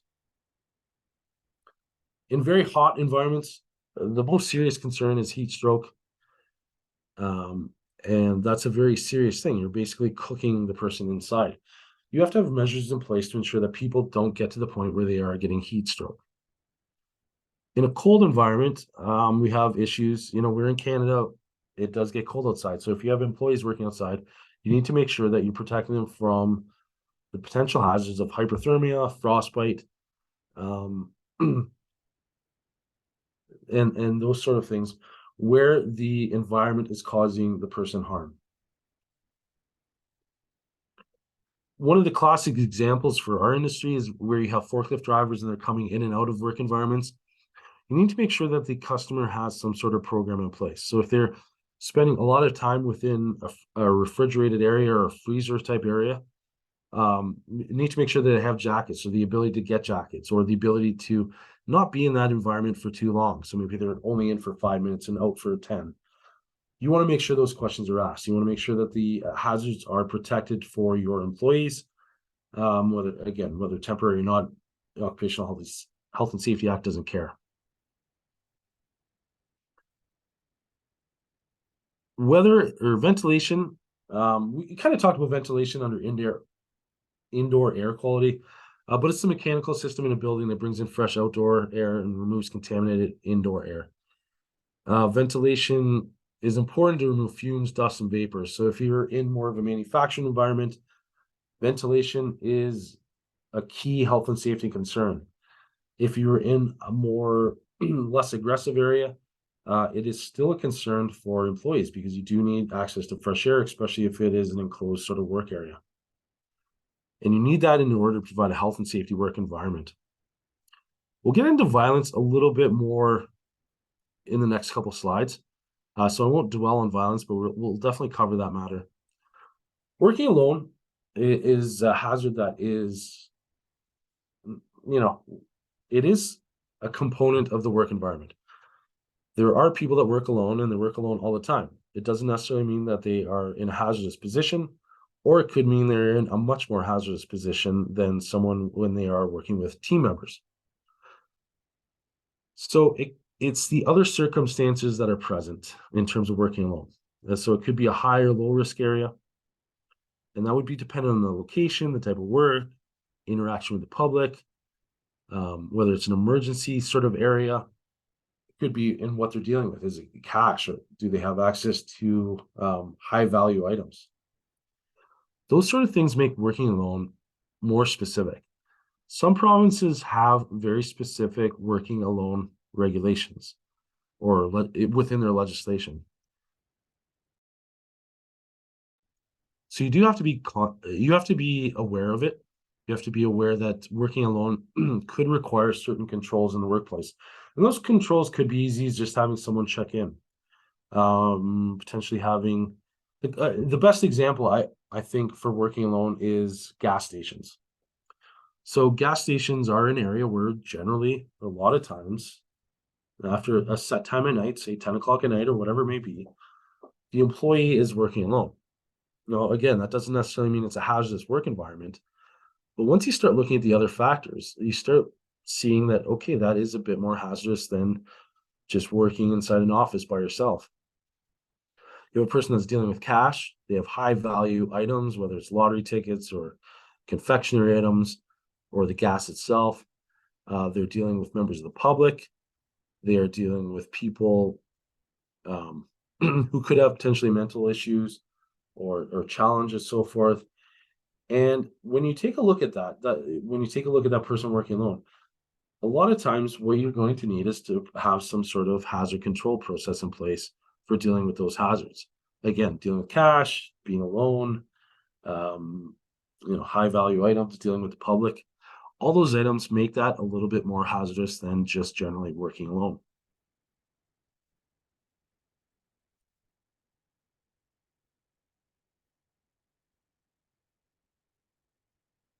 We're going to take a look at workplace violence and harassment in the next couple slides.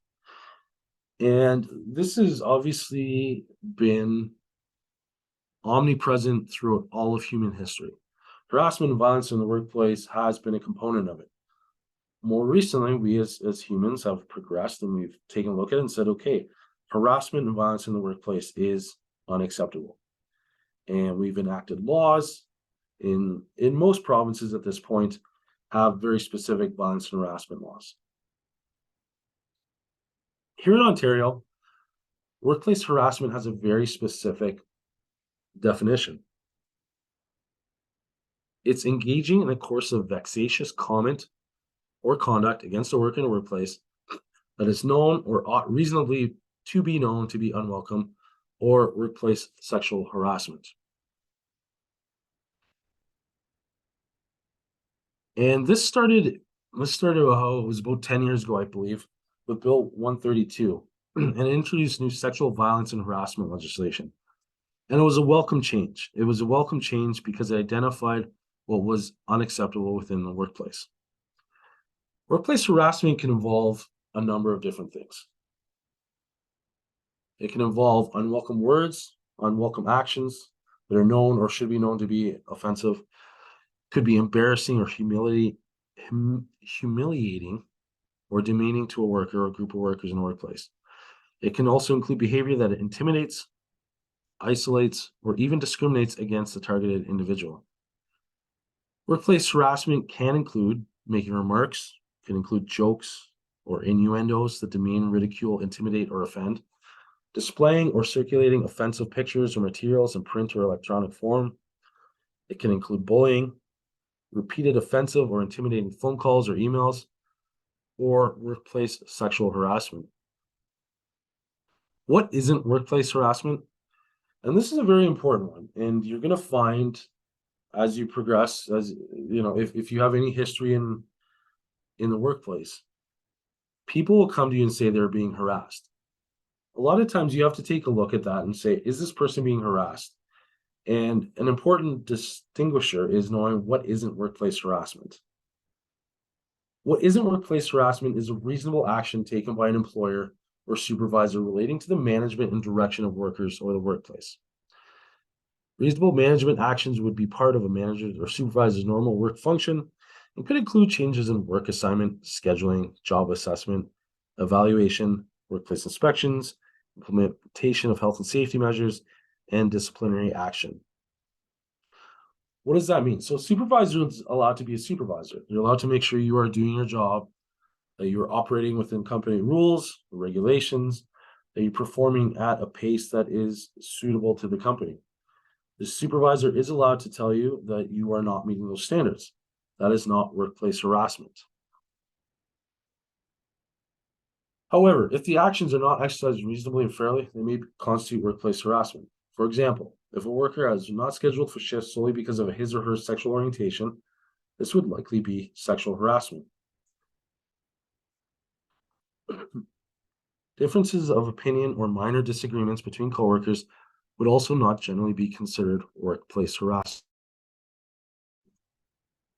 So again, the legislation is clear in terms of what harassment is. And it's clear that the employer has to take reasonable actions to deal with any sort of um, requirement or any sort of notification, rather, of workplace harassment in the workplace.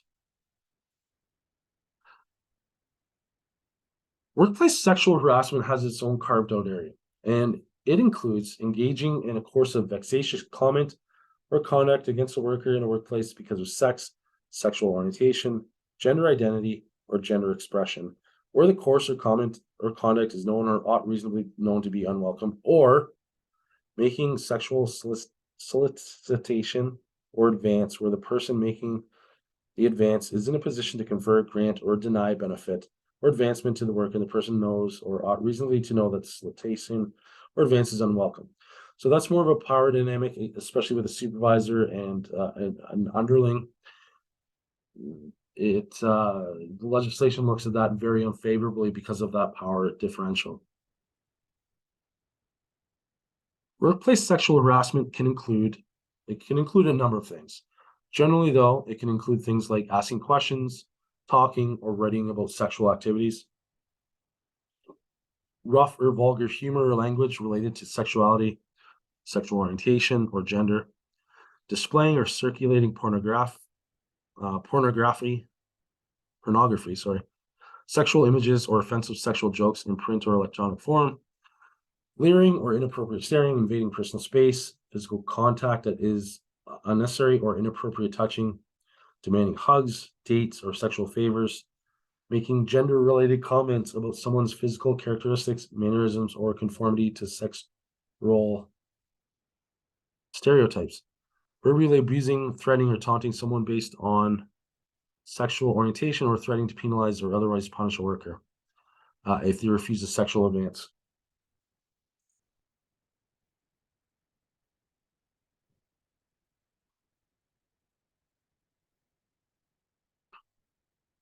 Workplace violence. Workplace violence is the exercise of physical force by a person against a worker in a workplace that causes or would cause physical injury to the worker. An attempt to exercise physical force against a worker in a workplace that could cause physical injury to the worker. A statement or behavior that is reasonable for a worker to interpret as a threat to exercise physical force against the worker in a workplace that could cause physical injury to the workplace. What's interesting enough with this definition is the worker doesn't actually have to physically injure someone or physically altercate with someone.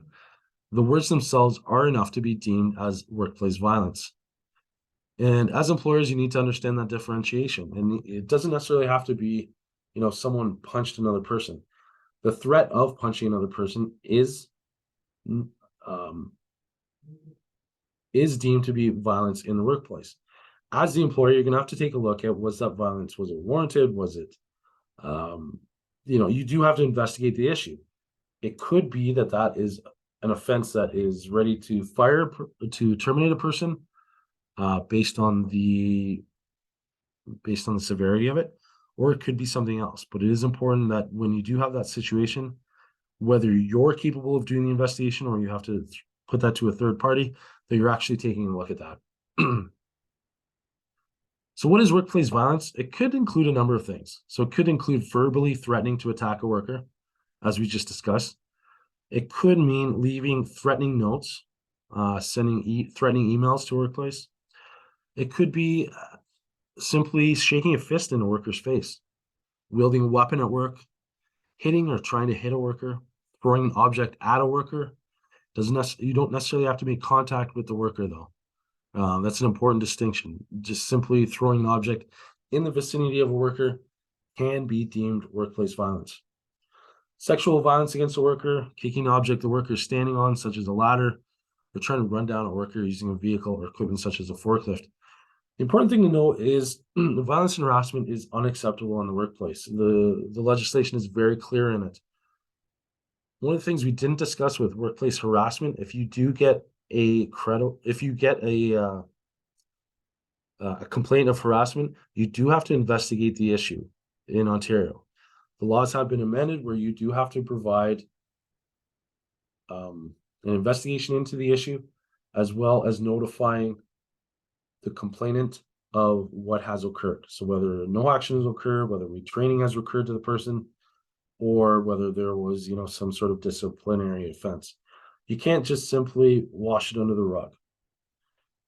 If you do that, you do risk the issue. You do risk the issue of the Ministry of Labor coming in and deeming that you were ineffective in your health and safety program, and they could potentially fine you for that.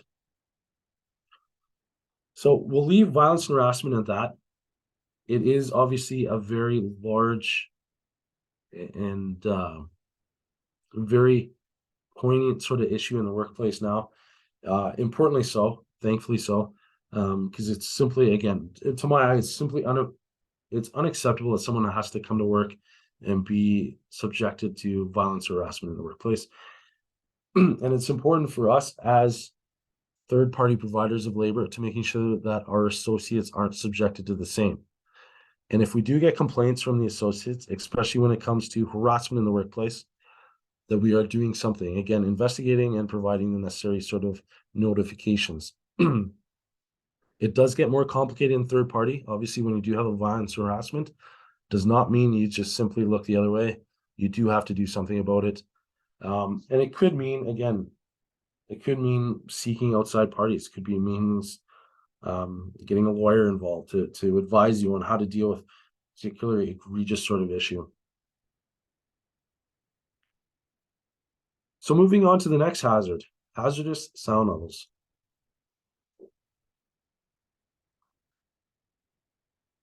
OELs for noise are typically given the maximum duration and exposure permitted for various noise levels. There are two key factors in this. There's criterion, which is the steady noise level permitted for a full 8-hour shift. So essentially, how loud is the noise that I'm exposed to for the full 8-hour shift? And then there's the exchange rate, the amount by which the permitted sound level may increase if the exposure time is halved.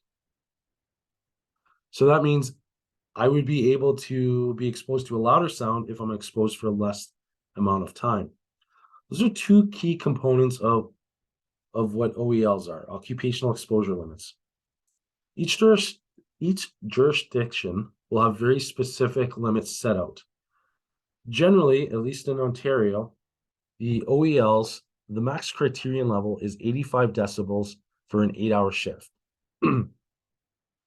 So what that means is an employee within that work environment can be exposed to 85 decibels for 8 hours. If the sound level is higher than that, and it's 90 decibels, then you would have to introduce some sort of hearing protection in place, whether it's the hearing muffs or ear protection.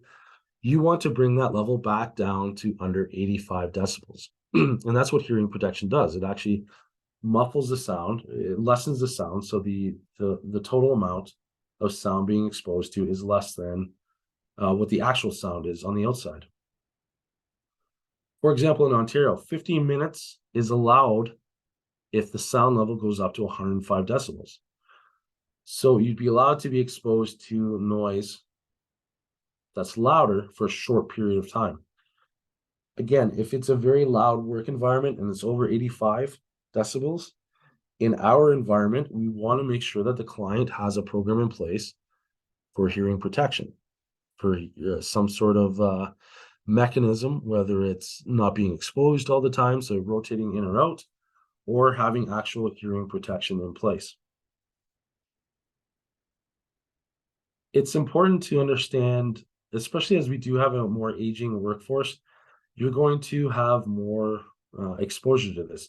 You're going to have employees that come back to you and say, look, it's too loud, or you're going to have potentially a WSIB case where it comes back to you and you are named as an employer to an employee that has a hearing issue later in life. And that's just part of the age of our workforce, as well as a better understanding of the nature that sound does have on us if we're exposed for an entire workday.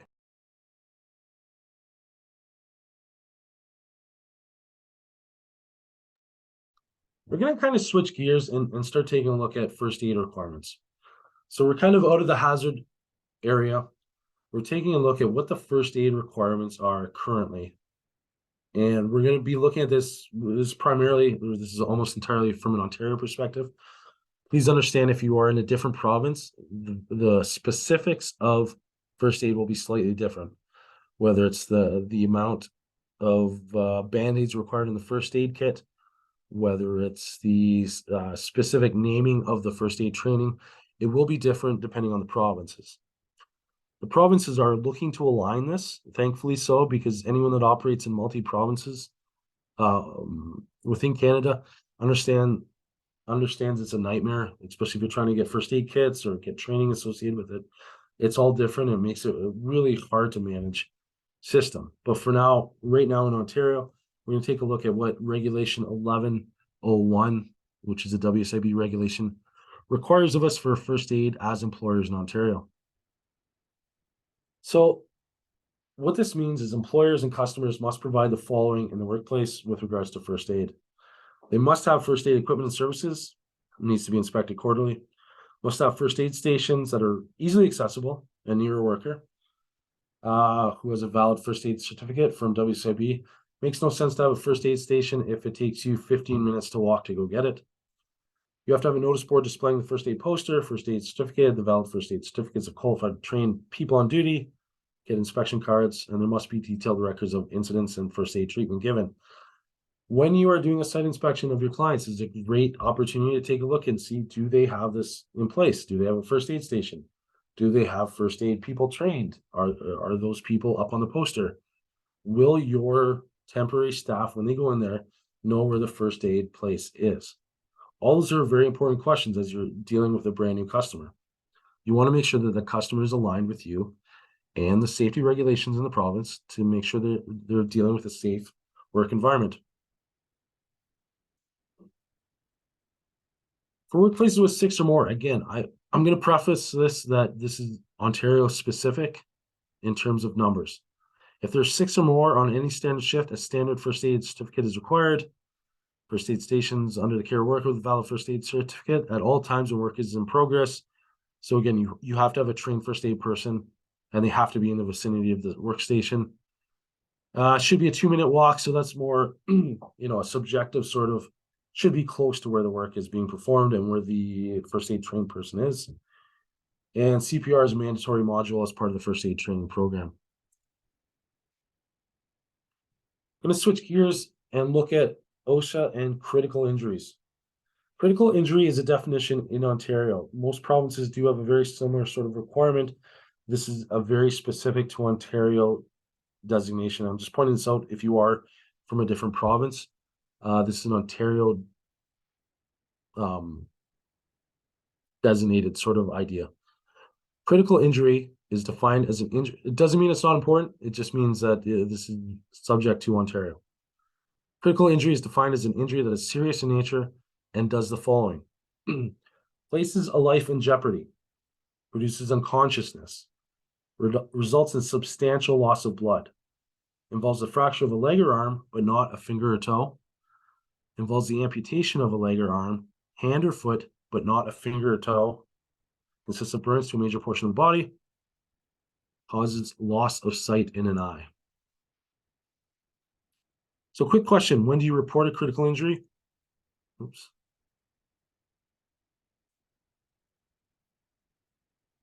Sorry, it's not working. When do you report a critical injury?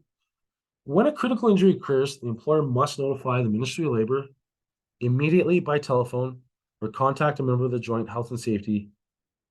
Together, they must conduct a thorough investigation. Section 51 of the OSHA requires that all critical injuries must be investigated. A written report must be prepared and forwarded to the Ministry of Labor within 48 hours. So what does that mean? So if you have a critical injury within your office, let's say, or probably more likely, you have a critical injury of any of these factors of a temporary employee, you need to make sure that the following things are completed. A, the Ministry of Labor is notified immediately. B, an investigation takes place. And C, within 48 hours, a written report is submitted to the Ministry of Labor. Third party, in our third party world, you want to make sure that you are very clear whether or not the client has reported that or if the client is expecting you to report that. Ministry is not going to care that you're in a third party environment. They care that the critical injury is reported. And if push comes to shove, they're going to say that the temporary employment agency was the employer of record, and they may come back to you and say, why did you not report it? They may also go back to the client, however, and say, it happened in your work environment. Why did you not report it? You want to be very clear that one of you, and sometimes both of you, have reported the critical injury. It's very important.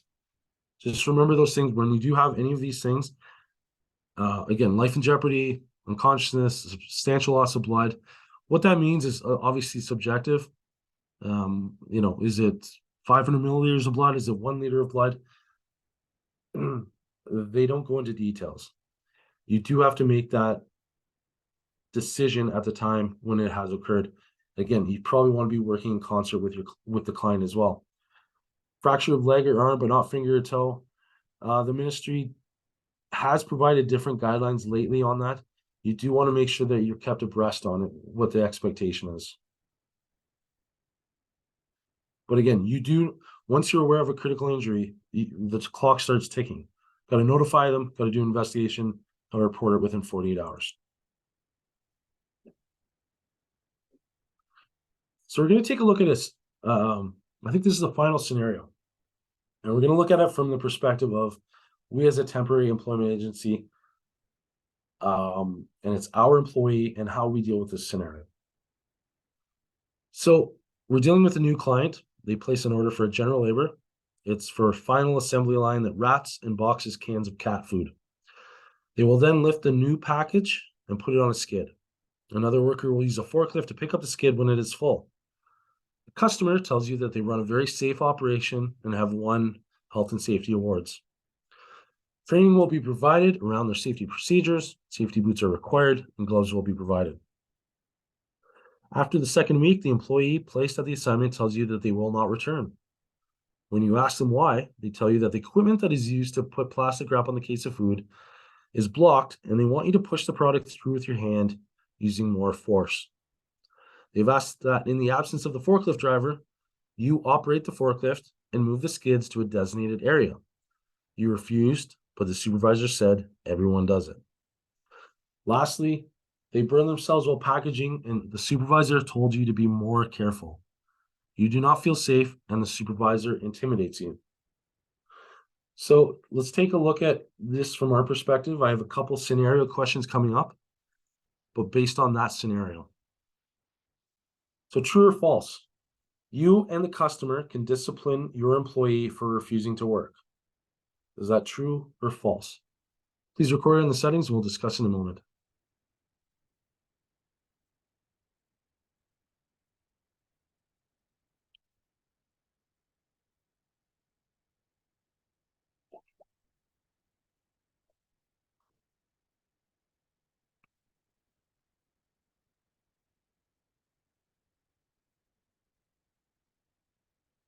Okay, so good. Overwhelmingly, everyone answered false.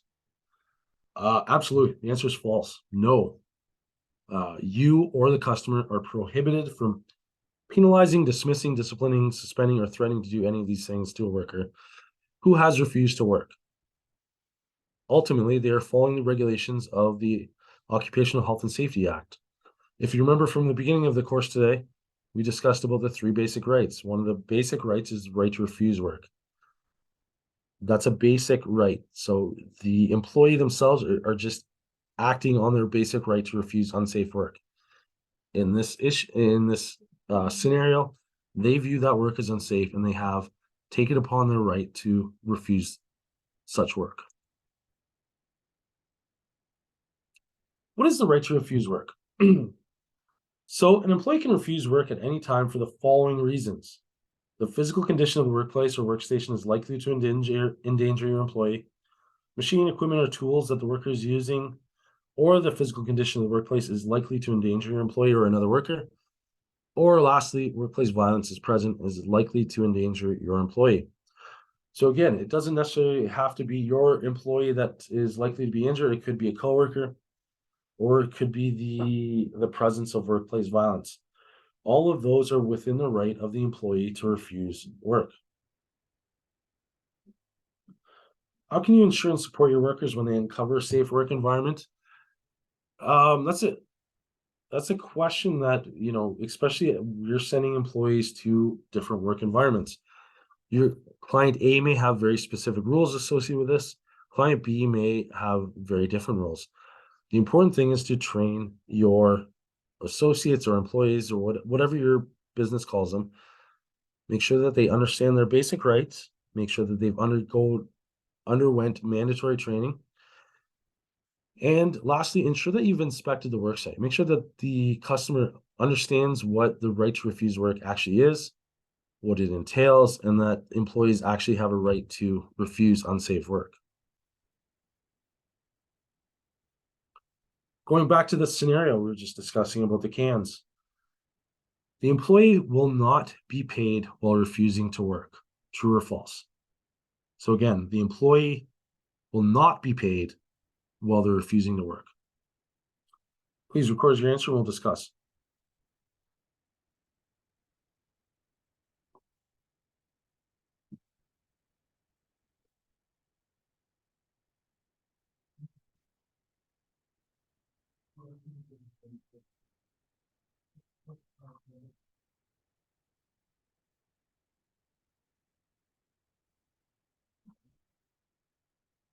False is the overwhelming answer, and false is the right answer.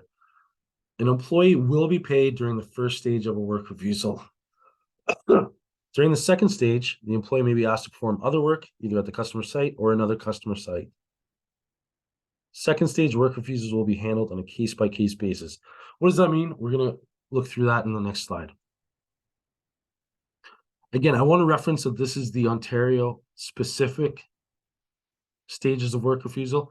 Your province might have a slightly different number of steps, but overall, this is essentially what work refusal looks like.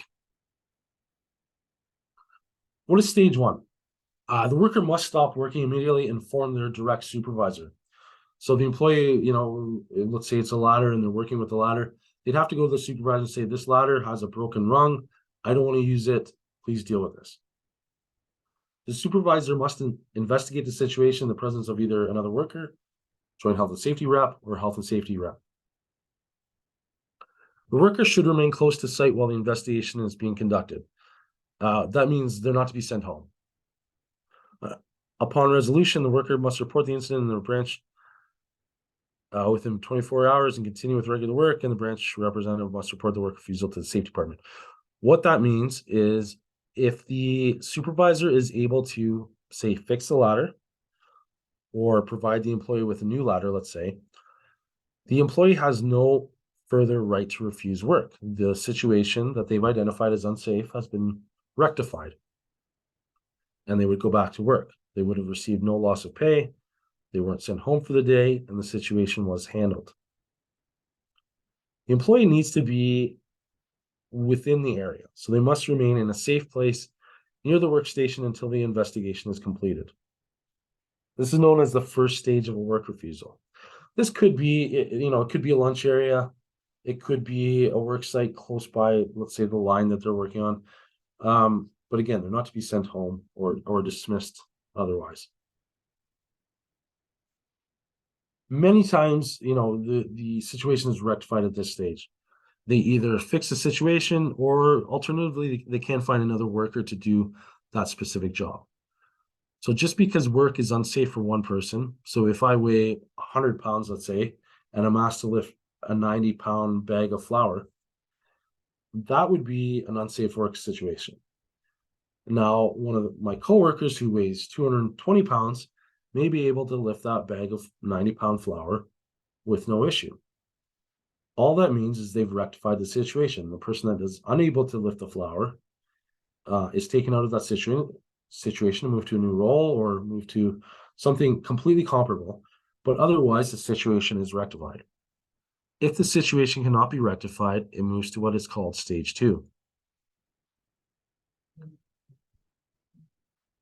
Stage two, if the worker continues to believe that the work is unsafe, they can say, I'm continuing to exercise my right to refuse unsafe work. The worker must contact a branch, and the branch must take a look at this. So if they continue to, even after the ladder is fixed, the person can still say, I still feel this is unsafe, I can't continue to work. You're going to immediately move to work stage three. Stage three is not where you want to be. Stage three is where you have to notify the Ministry of Labor or provincial inspector that you're in a stage three work refusal. The inspector would then investigate the issue. They may come on site, they may do it via phone or Zoom interview or whatever. They will investigate as per their purview.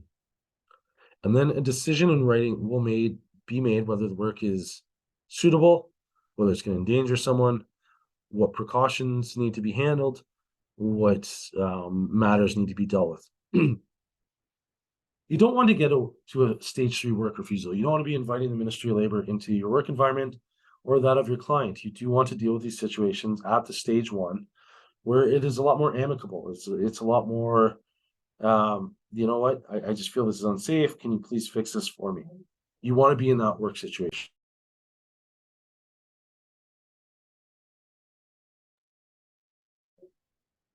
Especially as we're not there to monitor the day-to-day work, it is imperative that we keep open lines of communication with the customer as well as with our staff. If there are hazards are present, our role is to deal with those hazards. We are subject, the same as the customer may be, to the stage 1, 2, and 3 work refusals. And it is imperative, if you do experience one of those situations, you're working with the client and you're working with the associate or employee of yours to come to an amicable decision where the employee is happy with the outcome because either they've been moved to a different work site or what have you, or the situation has been rectified. Either way, you want to be in that situation. You don't want to get to stage 3. It's also a requirement. You do have to deal with work refusals. You can't just fire the person. You can't just move them away. If you're unwilling to deal with the work refusal situation, that employee could make a complaint to the Ministry of Labor, and then you're going to have a bigger situation on your hand. So again, it's one of those situations where you can't just put your head in the sand and say, I don't want to deal with the work refusal, and just ignore it. You have to deal with the work refusal.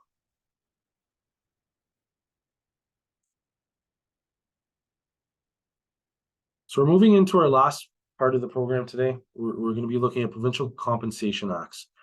Most of this is going to come from a very Ontario-centric approach. However, the rules and regulations, they're basically the same across Canada.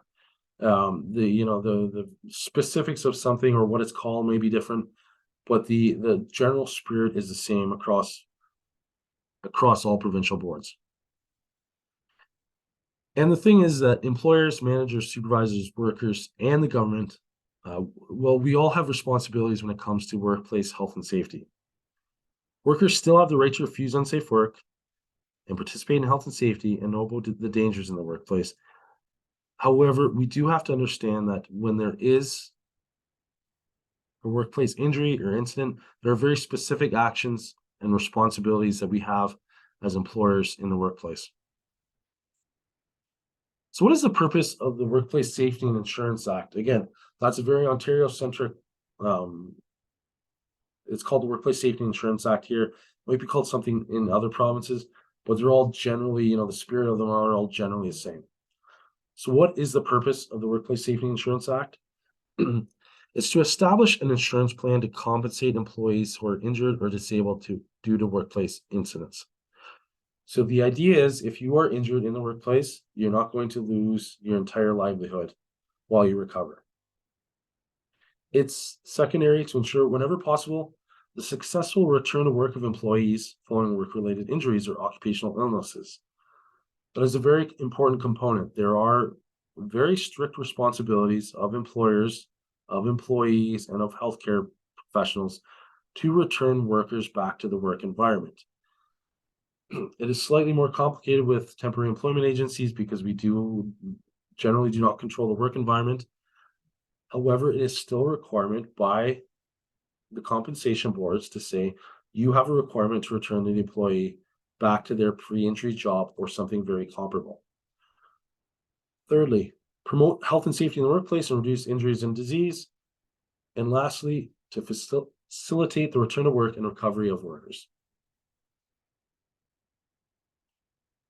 The important thing to understand about workers' compensation is it's what's called a no-fault system.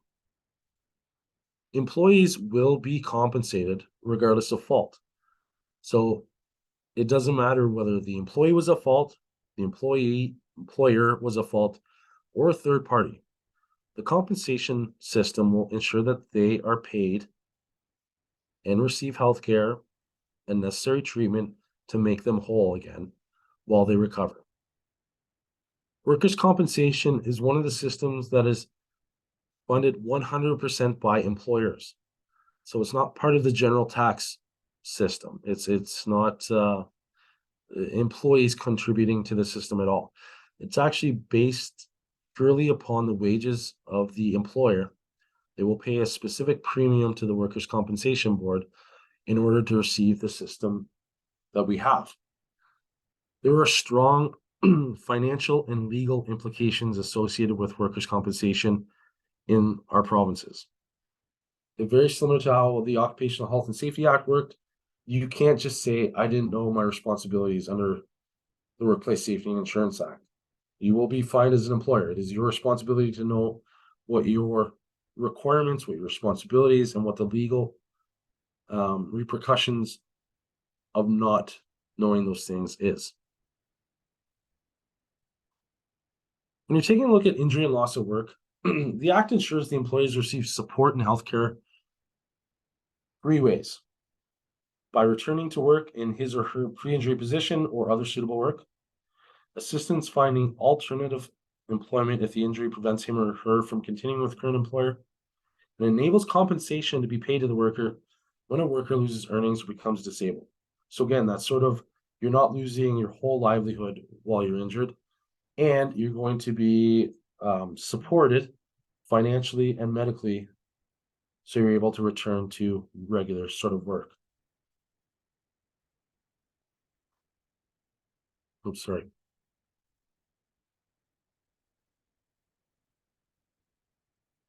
When you do have an injury in the workplace, record keeping is critical. You want to make sure you are keeping notes for a number of reasons. One, stories may change. Two, you may not have access to the people.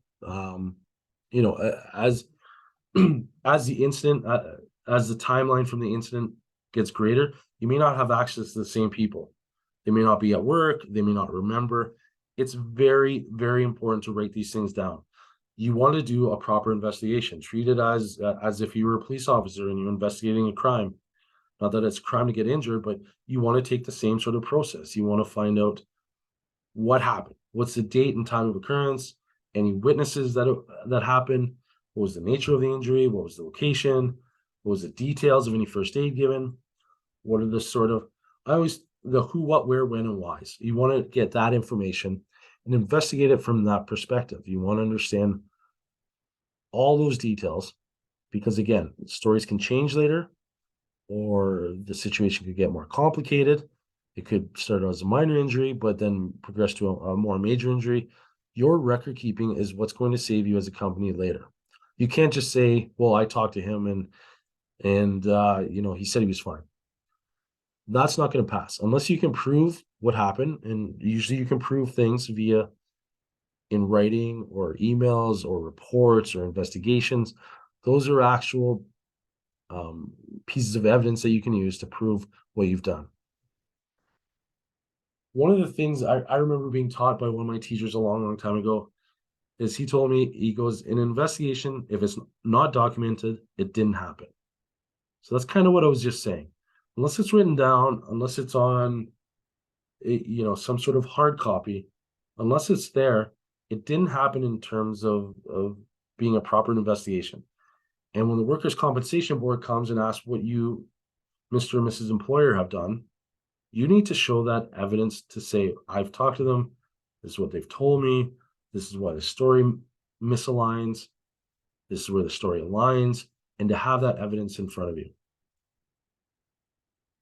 Even if it doesn't seem serious, you still want to document the incident. A lot of times what happens is someone will say they hurt themselves, they hurt their back, or they tweaked their back and they're able to finish off.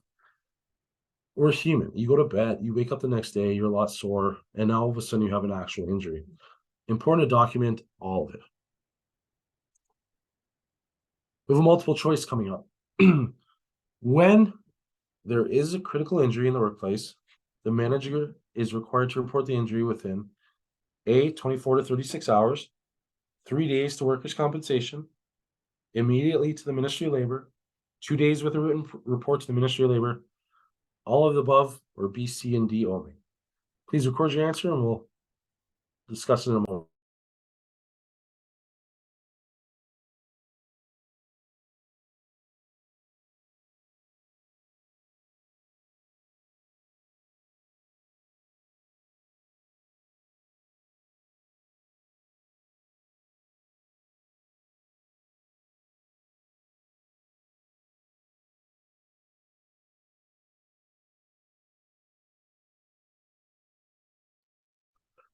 This must be a little bit tougher of a question because we're not getting so many answers back. But the one answer we did get back was E, all of the above. Does anyone else have a comment to make?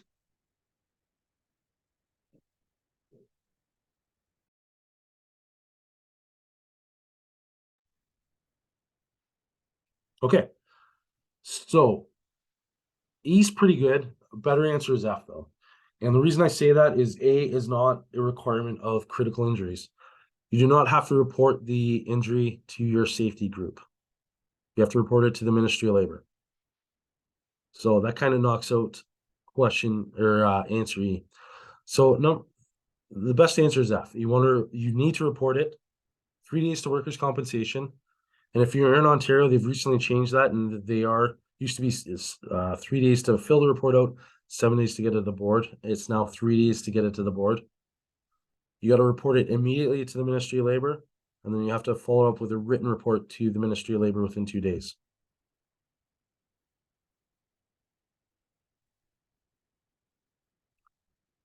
Reporting accidents. So if an employee is absent from work, requires healthcare as a result of a workplace accident or incident, the incident must be reported to the WCB within 3 calendar days. If they lose time from work, they earn less than regular day's pay, or they get outside healthcare treatment. So if you remember nothing else from reporting injuries in Ontario, remember this. If the worker loses time because of the injury, or they go to a doctor, you have to report it to WSIB or WCB in your province. In Ontario only, you can wait up to 7 days if the worker performs modified duties at full pay for a week and they only needed first aid, went to the doctor rather. So you don't need to report the incident if the worker only needs first aid. And if the worker is able to do modified work just for the up to 7 days, you wouldn't have to report it to workers' compensation. If modified work progresses past 7 days, you will need to report it. If the worker loses any earnings, you will have to report it. And if they go to a medical provider, you will have to report it to workers' compensation. Return to work and duty to modify work. When considering modified work, consider how it will support the injured worker. It's got to be achievable, safe, constructive, and productive. What does this mean? Achievable is work that helps to provide confidence to our workers, as well as ensuring the work is achievable based on the worker's injury and any limitations. So the worker has to be able to achieve the tasks you're giving them, whether it's based on their knowledge, skills, and abilities, or whether it's the injury itself. You have to make sure that the tasks you provide to them are achievable. They're able to do them. Second, safe. What does that mean? We need to continue to keep all our workers safe. So this is a key component when workers are returning. or you're modifying work for them. So in this case, you want to take a look at, okay, what are their functional abilities? Have you been provided that information from the medical providers? You don't want to be, say, providing them work where they're going to hurt themselves further. Thirdly, constructive. Are you able to continue increasing the skill level of your worker? You want to look for work that, although it may be modified, is contributing to the skill development, helping them to return to their full accountabilities prior to injury. And lastly, productive. We all want to be productive and contribute to the overall success of the organization. Consider making the work productive for the worker and rewarding for them as they progress in it. So what does that mean? It means that you can't just tell them to go sit in the lunchroom and watch Netflix all day. They may enjoy that for a while, but if the workers' compensation board comes and asks them what duties they're providing, the employer is providing, and the employee says, I'm just watching Netflix all day, workers' compensation board is going to come to you and ask about the suitability of the work that you're providing them. You do have to be cognizant of that and make sure that you are, if designing any sort of return to work or modified duties, that it fits within the achievable, safe, constructive, and productive framework.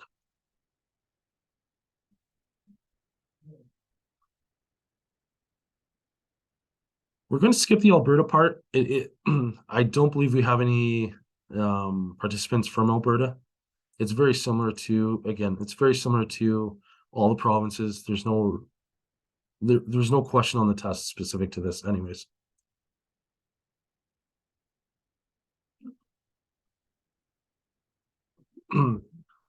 So what we have here, and you've been provided a copy of this presentation, is a link for learners.